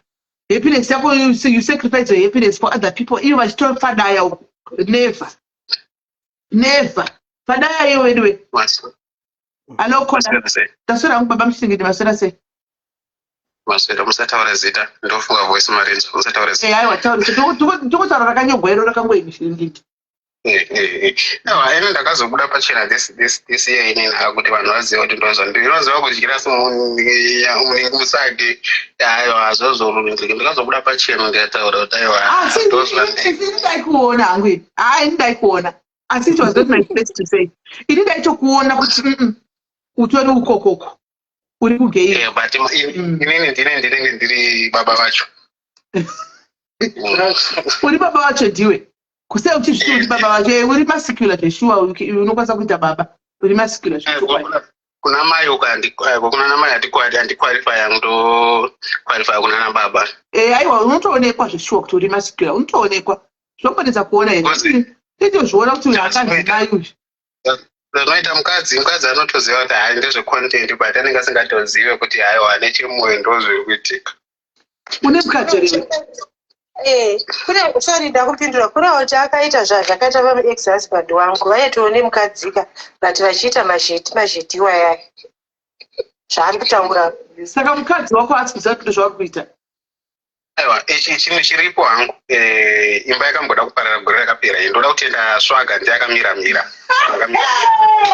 akamira sei aiwa zvakaitika akaenda kumba kwavo kando akabata mameseji nemafotos andaisenderana naawo queen vaya tingazotaure mazita saka akatowasangana nawo mufoni akatoudzwa nemavanhu ari mutext once iva murume akaurana natatarisha saka akasuka kumba ndokundibvunza ndobva aenda kumba kwavo saka aenda akabva ndafonera swaga naiswaga ndokundonyengerera mukadzi wangu adzoke kumba saka akanogara 2 days swaga akatofonera akatotaura naye 1 hour yese akamunyengerera kuti ndokuti adzoke saka adzoka haana kuziva chokwadi anoziva kuti ndezvecontent but iwo saka uchimutita adzoke uchiziva kuti hauna feeling naye aiwa kana ndinayo feeling inenge iripo saka kutamba nesi iwe ndingiti usatambe nesiwe hakuna zvakadaro munhu feeling inenge iripo yei kumukadzi kana uri gay hauna feeling nemukadzi ndakazotanga ndakura ina hangu ndakuti wakatanga wakura zvekuda mari uri kuda mari zvakaizva ndakaita madays aya andaiprofita ndofunga ndakahakira pane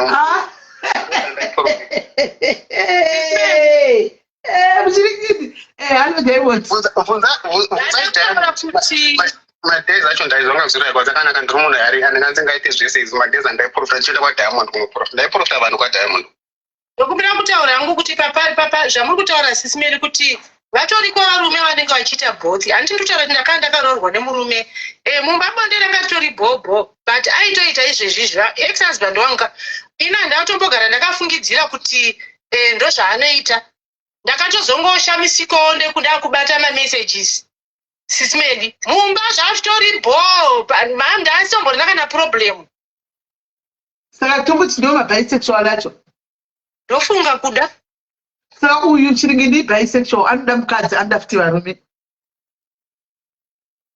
but iwo haudi varume iwe chiringindi handii kuti wadana nakwini mukadzi aiwa zvazvinoita manje zvazvinoita ini ndikangoona backseat yemurume ndonzwa feeling iri kutomhanya kudarika nawe kaona backseat asi muchiringindi saka varume kwai mukangondikangoona mabhekisiti enyu ndotova kuti pane zvakuitika namuchiringindi saka unofamba unoramba life yakaoma zvinova vakasangana chimwe chakaita kuti mazuva ano handichanyanya kuchiisi ndekuti pamwe pacho ndaita chero ndikapinda mugwanza ndaitonyara hangu mugames ndikaona mumwe munhu maybe patinonamatira vanhu paya ndikangoona chiro akagara akadai ndikangoona chinhu chitwa chete akadai mbiya itobva yatosimuka kudai so kuratidza kuti yakuda something chero ndakavata ndakavata pazambara ndongotomurekana yatomira chero ndichiparidza inotoerekana yakatoonekera tikangogara nemunhu chero ndashandisa tekisi ngogara nemunhu padhuze neni ndikangoona uko wakatoyekwa kwemurume iko mashure ngangoona bheki chete zvototako yemurume ikoko zveshuwa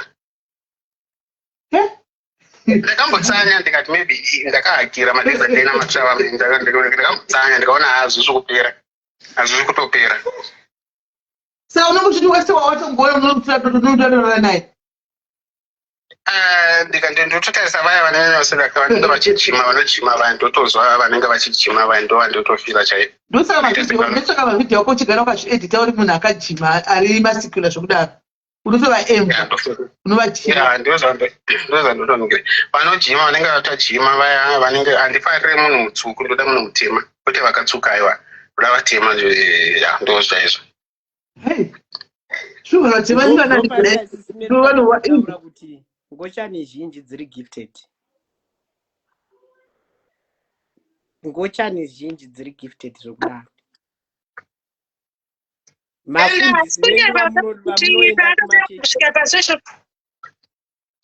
hasi kunyepa kuti paakatanga kusvika pasocial media akasvika paplatform pangu uyu pamushiringindushu tichitoita maprograms ainge 2 times per week vanhu vachitokuita zvichiprofitwa aine micheka yake green newhite saka hauti tichihepeni kuti from kuprofita to zvinhu zvake zvaanoita mushiringindu mheno ugona kuti mazuva acho anga akatodzika masisimere anga asisiri munhu iyeyu wamakuona nhasi ina akatondishoka madhaizi aita zvekuprofita vanhu aito another character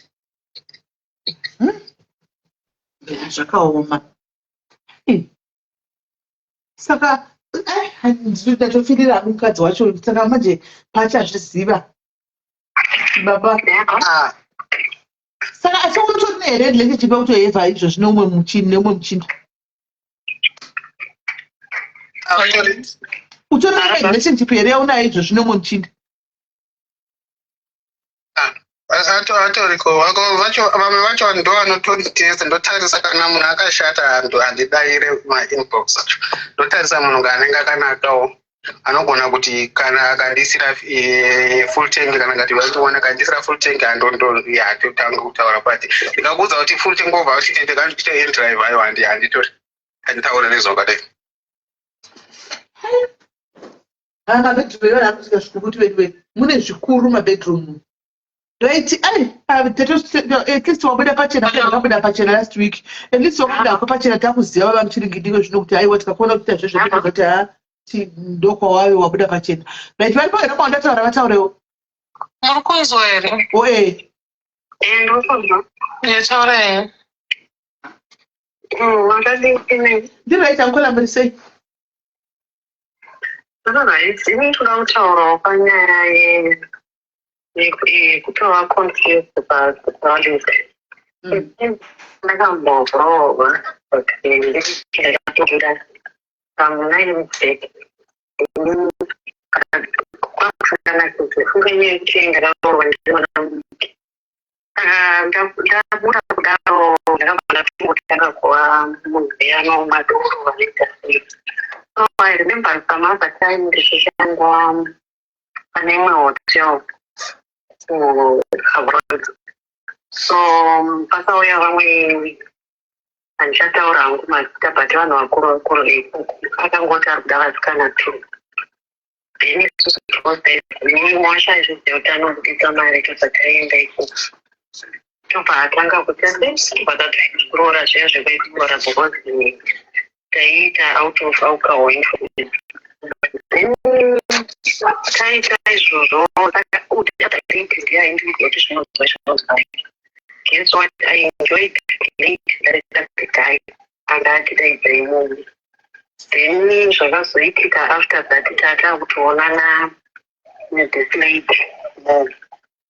Up to now unogona kungouya izvozvo ndakusouth Africa anogona kungouya achindikuya kuzokuona ndotoya anongoita ungauya usiri kuova andizve now like a relationship but apanozviziva. I've tried to date guys but relationship aitombotoresana a month inenge yatopera but let them still she's there for more than 6 years now. And now I don't know. Kutosvirawo kutorohwa chaizvo nemurume but I scared kuti zvinogona kuzongobuda because I don't enjoy that much murume bezikadzi.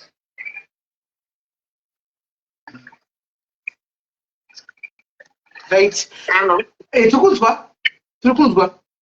Hanzi nakola I don't enjoy saka vanhu vakawanda vari mudzimba yekuti andivedwe. Kwanza I don't enjoy sex ngoba murume anogona sex yacho pamwe anoenjoy nokuti anenge asingagoni kubaya baya. Anogona. Nditori tingo takabuda mumba 9 years ago. 20. Ivo vanhu vacho vamudanana navo ivavo. Vanenge vachitogona unotoona kuti murume akatofirira but sometimes totopedzera zvatovadhaya ndichaenjoy. Mandangokutokwenda. Pindura zvonowo. Mese hezvitogona college.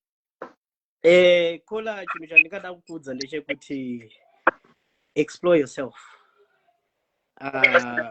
The world will always judge you whether waita zvakanaka kana waita zvakashata.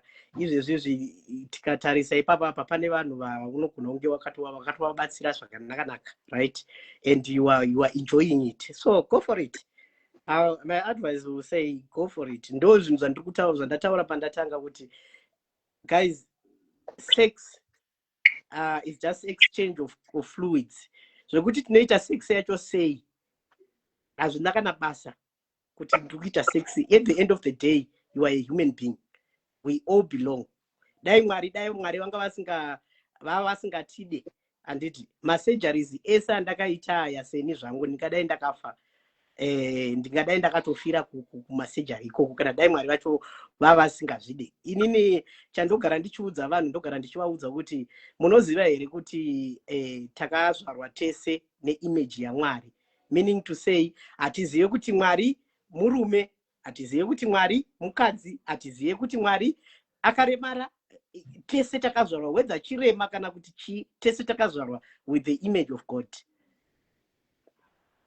And the paya pamuri kuconnect is natural. Kumanikidza. Idemons totomboendawo kumakona nongotoona machiro uchifunga kuti pamwe chichabuda but nothing chinoitika. Pamwe pacho unenge uchitofungawo kuti uchaprofitirawo zvinhu zvisiyana nezvamuri kuita isatangiza mukati realize kuti this is you. Sexual is spiritual too. Please bring that topic. It's not just an exchange of fluids. Yet it's not an exchange of fluids, only it's spiritual. It's true. I agree with you. I 1000%. Sex is spiritual, guys. Sex is spiritual. That's why you see in the spiritual realm, sometimes you end up having these dreams, you people having my spiritual husband, spiritual. Sex itself is spiritual.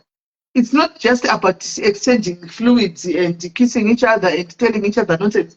No, it's spiritual. It's more than telling each other that. It's more than, put it on fluid anyway. It's more than it's sex in even soul ties. We always talk about my soul ties through sex one because there's a lot of things that will be happening in people. And so sex is spiritual. That's very correct. That's very correct. Right. Hey guys, I didn't answer caller. Either to share our answer or for the first time to share our answer. Hands with demon with same sex, no put emotion sana say with demon with sex, no put emotion sana. That's where I got a problem with now to say to call that demon and stuff like that. If it's a demon is something that can be removed. Demon is not this one. Why can't They've tried, these so-called big pastors have tried several times on different people. You know, Tinamatesi, we are removing this demon. Why is it that the demon does not go away? People, they'll still remain the same. Can I read demon? Because demon will not be so. Tofanele hapana anotsvanyirana nemi ipapapa, hapana anorara kuonite kuya ndakatomboita 2 years tichitsvaga kune maonite every weekend ndiri pabasa. I know, because I've spoken to so many people. Vakatry zvakawandisa zvese kupi vabereki vachizama. Saka ndichiti dhimoni rinobviswa. Saka vanodi kubvisa. Saka Mwari vachina nefevha here? Mwari vane kana fevha here? aripo anogona kungobvisa madhimoni acho ngaauye. Chokutora kuti uno anobviswa muye mubvisa. Ndiani angada chinhu chekuti unenge uchingonzi hero nemunhu wese. Uchingopfekwa uchingotukwa everyday uchingonyombiwa naimi kana dhimiwo guys. Uchingonyombiwa kunzi ngoja moti vanotozvidawo. Moti ngataachatsei brain guys. Moti vanotozvidawo zvokutukwa everyday chikonzi ngochani ino everyday mazingochana aya vachingosvogwa nekusemwa nevamwe vanhu. Muti wekuti vanotozvidawo. Havatozvidi. But zvinhu zvokuti vatambura nazvo. Pane vabereki muripo here mumboya pana pamutauri? Manje chiri kunetsa pakutori manje kuti iye akamorohwa mwana haasi kutamba aenda kuchipatara anokunzi haukwanise kuita mwana chichi. Saka zvakaitika ndezvokuti paakazvarwa vabereki vakangoita zvekuwanda pavanomudzidzisa chichemunoka iva nechechikadzi. And only to realize this 3 years back kuti ndo zvakaitika. Takuvabvunza kuti sei haasi kuita mwana taifunga kuti zviri spiritual. Then vasawira ndo vakazoita ndo zvaanga vane tsara vaitotaura ndo zvaanga ari. But kutotamba aitotamba bhora kuchikora aitamba uye soka. But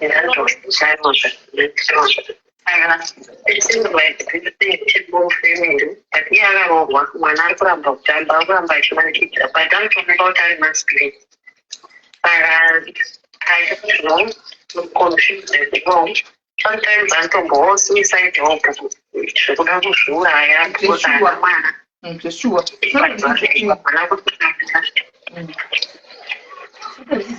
tingati vanhu ava vanenge vachinyepedzera vanenge vachidai hakuna zvanga kusekwa nekutukwa zvidziya chikodzwa kunzi zimbochanika zodai viri ngatisanyeperarai viri vete ngatisanyeperarai.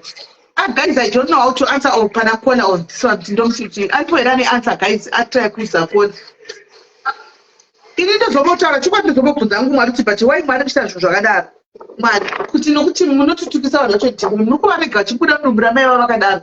Makadi kungovatora vari vana vadikira zvakadaro kana kungozvibloka because Mwari mune simba rekubloka zvinhu zvese.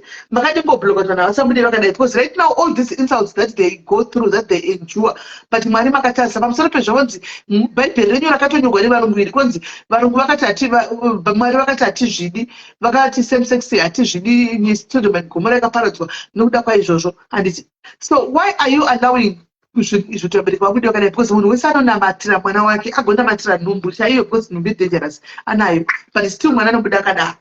Ipapa ndopesana we sometimes we don't have to question God but we end up sometimes questioning God kuti but Mwari why because it won't be a nice feeling Mwari varegera kuti vana ava vabereka vazvare vana ava vakadai mwana oenjoy the pain zvakare the pain kunosvika afa achingodai aita sei. Ndiani akasika munhu uyu?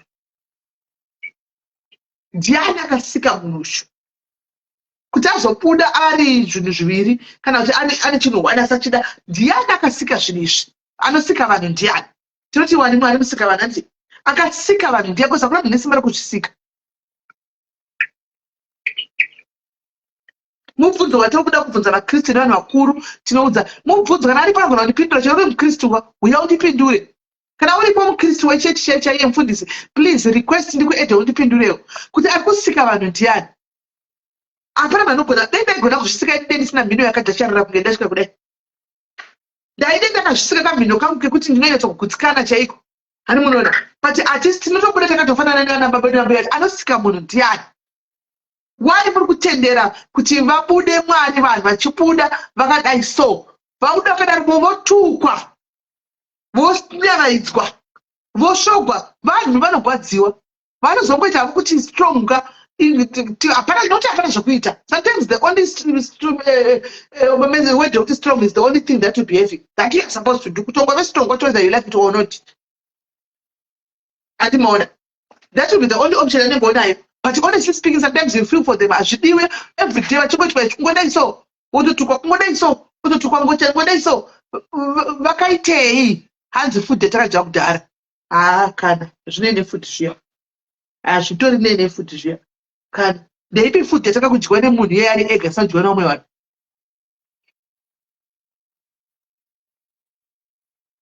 Exactly, tell me a bit. Exactly.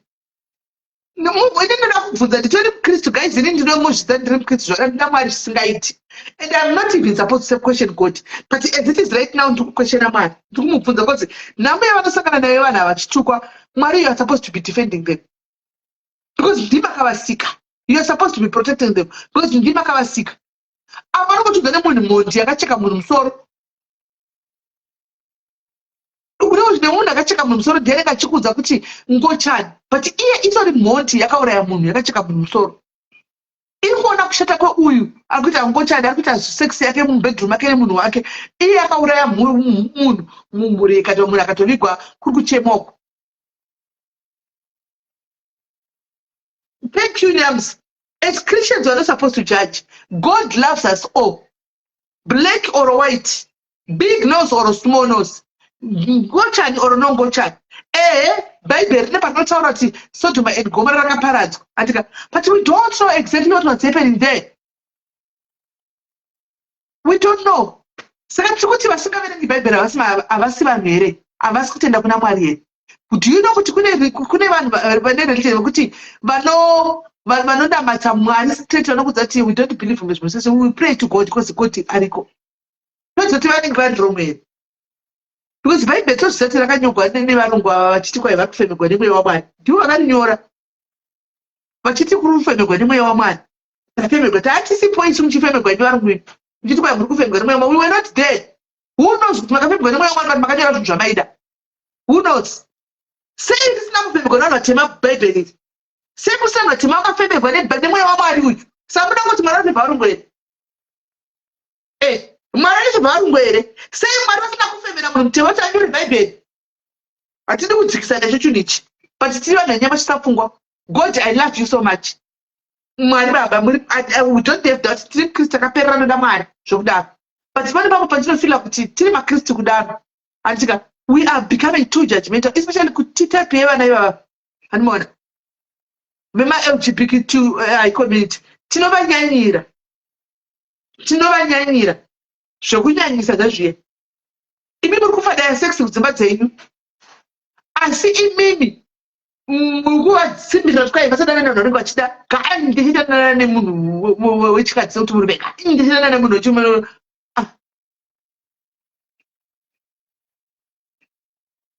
Kana Jimiyo. But anyway, that is a video which I find so but it's true. It's true. And I'm very unapologetic about that because it's true. Allow these people to be. Where do you fit in? What's one name? What's one name? No, cheater. Vana mai veruwadzana nechechi yorokura namufundisi kuchechi kuma ofisi echechi kwekura kwawa rana mafundisi vachiwaridzwa vana mai vesangano vana varume kuti vachiwaridzwa pamusoro pezvimafiriji zviya zvimadeski zvana mufundisi zviya zvinenge zviri kuseri kuofisi munenge muchiitirwa ikoko kuofisi kuseri muchechi musina kwai kuita meeting namufundisi toita meeting nababa toenda kuna meeting yekuti toenda muchitoita zvinhu zvisina basa madzoka kumea motuka vanhu muchiteja vanhu asi muri kuhura kumachechi sekumachechi ainyararai vanhu kumachechi nekuti zi because the hypocrites. Every day I'm from the message. I'm from even at the voice note to the right. But in voice note, Mukatere, big names ever fundis, ever men of God. Men of God, can I have men of God? I don't know, Vascana, Makashui. Because I don't put much. If I'm church, who are you in the church of God? Church in there, man. Church I see a moon. Church in there, man. haisi yemunhu. Siyai vanhu vanoda kuzvichizonamata Mwari. Let God be the judge. Regai Mwari vapinde vapinde mucheche vahurira mucheche. Mwari vachauya vachaudhila nevanhu vavo vega. God ndosaka vari vachinzi Mwari. Mwari udhiu nevanhu vavo vega. Inangoya muzotaura kuti tine vanhu vakafanana nemwana wenyaya yake tainzwa tese. Handitika tainzwa nyaya iyi. Ende tirambidzokora nyaya yake very consistent. Adzokodza zvakataura exactly TikTok. Ndozvangotaura pana. Pana kana chatapudza. Anomaona. Itu story iripo. Mai vake vatoripo pano vanenge vachiona kana pasi pamwe vanoziva kuti nyaya ndeyechokwadi. But allow these kids to be anyway. Allow them to be. Handitika. Iyi chingochani dzinotuka vanhu. Munozongotukisa vamwe vanhu vakazvinyararira. Ingasando mumuzivi mwana kuda kuti hatuki vanhu. Anomaona. Dei vari wene state chimuziva. Ndandisingatomuzivi. Dai sakuda kuti tokukataura nyaya ndasambozvizivi. Handimaona. Mukuchani mukutukisa vanhu. Mukutukisa vanhu vasina chavanoziva singatuki vanhu. Because munobva mabuda modai sitoziva dziri switi dzimwe dzatinotowirana nadzo dziri switi dzisina kana basa nezvakawanda. Kwoitawo dzishoma dzinenge dzichiwira basa rongotuka vanhu padzavo tuka vanhu chikutuka vanhu muri kukanganisira vamwe. Idaiwo peace mukati muupenyu hwenyu. Idaiwo peace mukati muupenyu hwenyu. Vanotodawo peace. Zvinotovashungurudza muchivatuka everyday. Muchivatongochani tisingochana muri zvimwe tovashungurudzisa. Vanenge vachitozviraramira peaceful life yavo vari uku. Vongona vakungotukwa pangosho kunzirisi ingochani here iro voice racho re ingochani. Anomaona. It's wrong, guys. Honestly speaking, sometimes the truth has to be said. And gochani dzenoizi muri kukanganisira vamwe muri kutukisa vamwe vasina mhosva. Hazvinakidzi everyday kuchingotukwa vanhu. Nokuti ngochani dzenoizi zvinogona kudaro ndo dzinenge dzaenda kunotsvaka mari kuchingochani idzi. Ndo dzinenge dzaenda kunotsvaka mari. Vakachoka kuti vakadaro they understand kuti they're just peaceful. Pese vanongozviramira life yavo. Vanongozvida vachingochena kachavo kutora mapicha. Vanoda mapicha vedu. LGBT community. Vanoda mapicha. Vanongotora mapicha avo vachidya avo vakazvichenera vakafirita. Vanokwidza ufilta vakafilta vachitora zvinhu zvavo. Ndo zvatongovaziva variso. Hativazivi mumacontroversy zvokudaro. Never. Tiara wekuAmerika makambomona achiita zvinhu zvecontroversy guys zokutukana nevanhu. Tiara wekuAmerika makambomona achitukana nevanhu. Chimukuru chakaziva Tiara kuma20 ani. 2014, 2012. Asi tambomona Tiara kana day one achitukana nevanhu. Asi tambomona kana achitukana nevanhu Tiara waya. Tine vakatowanda togona kutomenchena panapa hobo. Atisa tambomona achitukana ana Dr. Tamwiwa. Anongoya kukwira pamalife pedu panapa zvakanga achitaura nyaya dzakatozviparira mafree speed anoenda zvakawanda. Vana Tanaka vaya. Hanimona. Vanenge vachikotozvita zvemapicha avo variko. Hanimona. Zvakaipa. Zvanenge muchiita zvacho guys sokutukana tomamutukana muchichumisa pastai vanhu. Don't know. Toda kutenda zvadzangu nekuya pano handika nekutidzidzisawo nekuti vanhu I think ndikuona kuti vanhu vaita change of vaita open eyes vakati one day. Vanhu vakawanda vaona zvinhu zvakati one day pawadzidza panyaya yako ishi. Toda kutenda. Thank you for coming. And uzoti pese if you feel like pana paudzingwe wangu hakuna kufanana kwamudzingwe ndaitozokuteverai. No.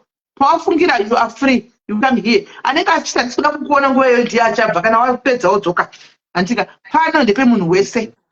Anditi. Ende tenge tichiona panotukwana chitukwa tinotouyawo uzoti muri kuvatukirei. Vaita sei? Muri kutukwa kunonakidza here? Everyday guys uchingotukwa moti zvinonakidza. Moti zvinonakidza. Hazvinakidzi uchitukwa today. To tell the world is vanhu vazhinji vanoti chingochani chine mari. Achina? Hapana mari iripo kuita ngochani. The only thing that happens is ndinokwanisa kuzokama out ndakuziva kuti ndakuzvimiririra handichakumbiri shuga kuna Sisimeli.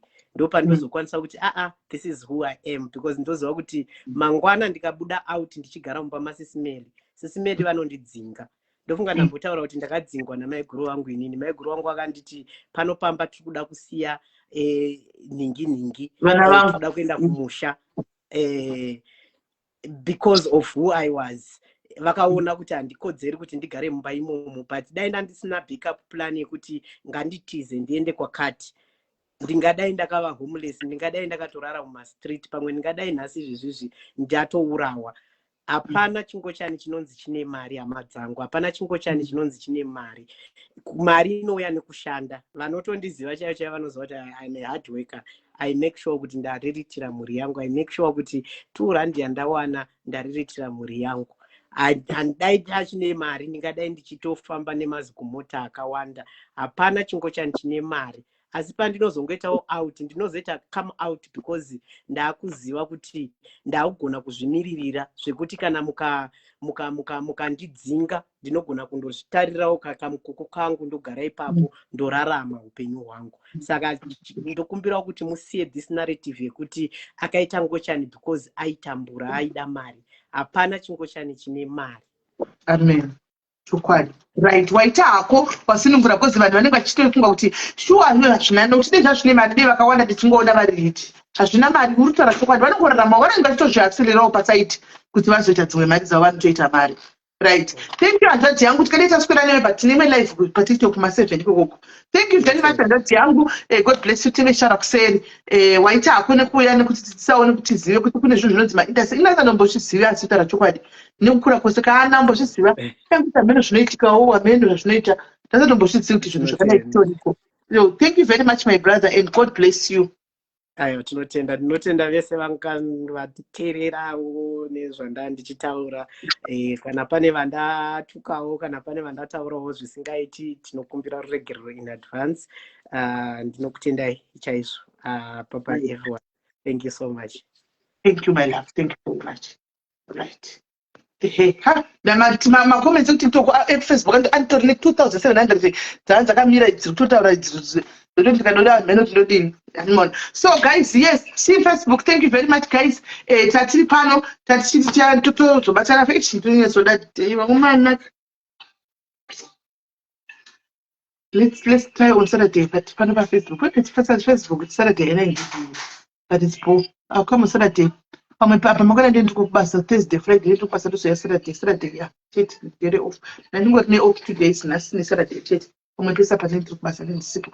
So, guys, Tomatana Shakari for my life and the Facebook page, and you can see, my beto. Who's that night? Facebook page, you don't know what Sicily dance. Sicily dance. Go to Sicily, Thank you, Chichi. Thank you, Chichi. Right. So, guys, you can follow him as well. Don't know Mpof. You can just go and follow him as well. And na 7 Facebook live edu. And why he refer as a brother? He's a man. Belling Anton's Baba Vandy. Saka he's a brother to us. You are udzire munhu kuti alipa kuti adze chakati iye atiudza kuti akachinja ave murume completely iwe uchiuda kuramba chida kurarama kupast yake. He's not living in the past anymore, he's living in the future now. He is a he.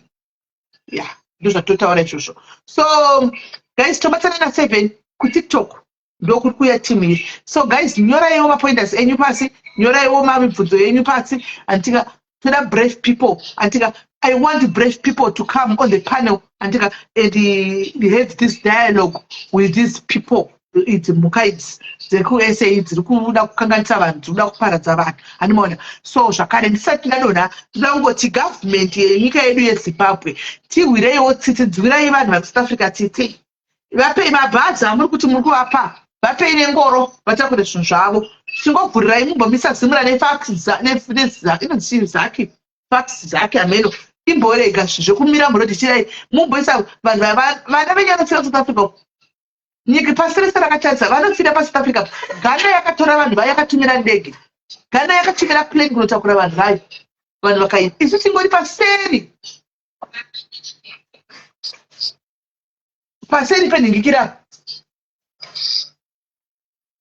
inzwa iwe auya usho gandikwidzi iwe uya kigen uya gandikwidzi regedza zvaungo chani kwaichi kwira brother iwe kwira panapa uye utitsanangurire utiudze iwewe uya again I'm trying to add you again regedza ungo chani ise sini kuna Mwari isati na utine newe totokuudza kwaichi aitiwende message yacho totokuudza chokwadi chero ukasiririsa sei pano ndezvekumama tena kuchiarudza ngono nakavata narikuridza ngono ndiani ndiani kundai wakamuka here ndikundai ndikundi saka ndimumwete kwaitira ukasirira sezvamukuita nezveumutsa iwewe kwira munhu asingoti atori murume ane mhuri ane mukadzi ingochandipa kudi iye ari murume ane mukadzi ingochandipa kudi letu ariplesa madhadhari zviro zvavaichiitira manheru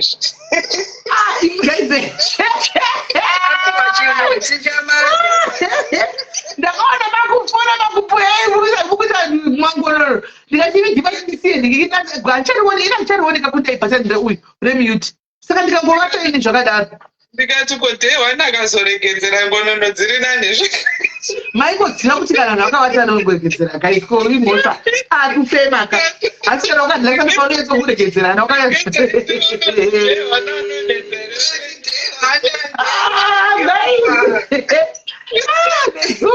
papa katirekea aiwa patitoku vanhu vanovata vanhu vanovata ini ndakarara asina ndakamiuta hangu koende pina yotorita yangu ipera tikateka chuka saka makuenda nadzo karaboda asikana naye munhu akatoka churita dzotikadepasana naye kubedroom kwake kuda kunomwira mwari wani mtumo muturita indakunda iturita tiidiso msutuzeni mai wako zvakaomba ukara ukazvida para chimwe kwenda kupazimusha aiwa murume kigera azoti nemhuri yake neozotedzera so akazvarwa ane zvinhu 2 handi musi wakazvarwa mumba akazvarwa mumba kumusha chemberedzika dzisaita takubvisa ichi uri kuona vakanobvisa chavakafungidzira vakanosiya chimwe akakura ane chiya chakasiyiwa chechiandika chechisikana chichita musikana handi akatozvara vakatuba kuzvara kwachinoaiti mabhonzo ako ndeechirume aenda kumina mato kukurana pasta kusvika azvara vana ivavo 2 handiona asi azokura madhoktors akazotiskava kuti anotori nemabhora amunoti mabhora enyari kuzasuku aya varume maviri aya zvikanzi ane mabhora aanawo muchibereko mabhora aya so we have to remove uri kuwa saka pakadaro unomujaja wakamira sani ndo panobviswa mabhora aya nechibereko icho zvose handiona ndipo vatata vataona kuti iye pachake munhurume nokuti aitaura kuti akakurawo zvecho ndaingonzi ndiri mukadzi but panga pakatoipa zvanga zvakaoma kusvikira madhokotazozona kuti nome uyu munhu murume akatredine umazibhodi ndokubva kuchipatara ikoko kwavakaita maexperiment naye ndokuchimugadzira iko zvinotika kutaridza mapicha yake zirume rakakudarika iyo handiona saka ingotandira kuti kudi achivatozoroora andori nemukadzi mwana vatori nemukadzi vana vake 2 vayapadzi mumwe mwana atori vake 3 saka uri kumutsingo chiaribaji plus chero dei anga yetingochati naiwe iwe zvinokuafecta kapi asi uri ngochani riri mucloset zvinokuafecta papi zvevanhu vari kuita zvinhu zvavo kuseruko zvamunongoitawo zvedu hazvina kunaka zvadzi yangu usajaja vanhu iwe udoriwo mutadzi papo you are a sinner sezvatinongoriwo vatadzi tese saka tinowana kupi simba rekuzobudza munhu kuti iwe uri mutadzi iwewo uchitoriwo mutadzi because we all have sinned and fall short of the glory of God. We are all sinners. The only thing is we are seeking to be righteous in front of God. We seek to be righteous, but we are not. So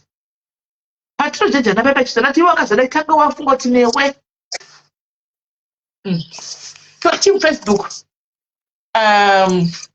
All right, at least we suck. Thank you. So guys, the Facebook na kukata tusaka 7 TikTok andika. Gadisangane na 7 ku TikTok. Andika. Both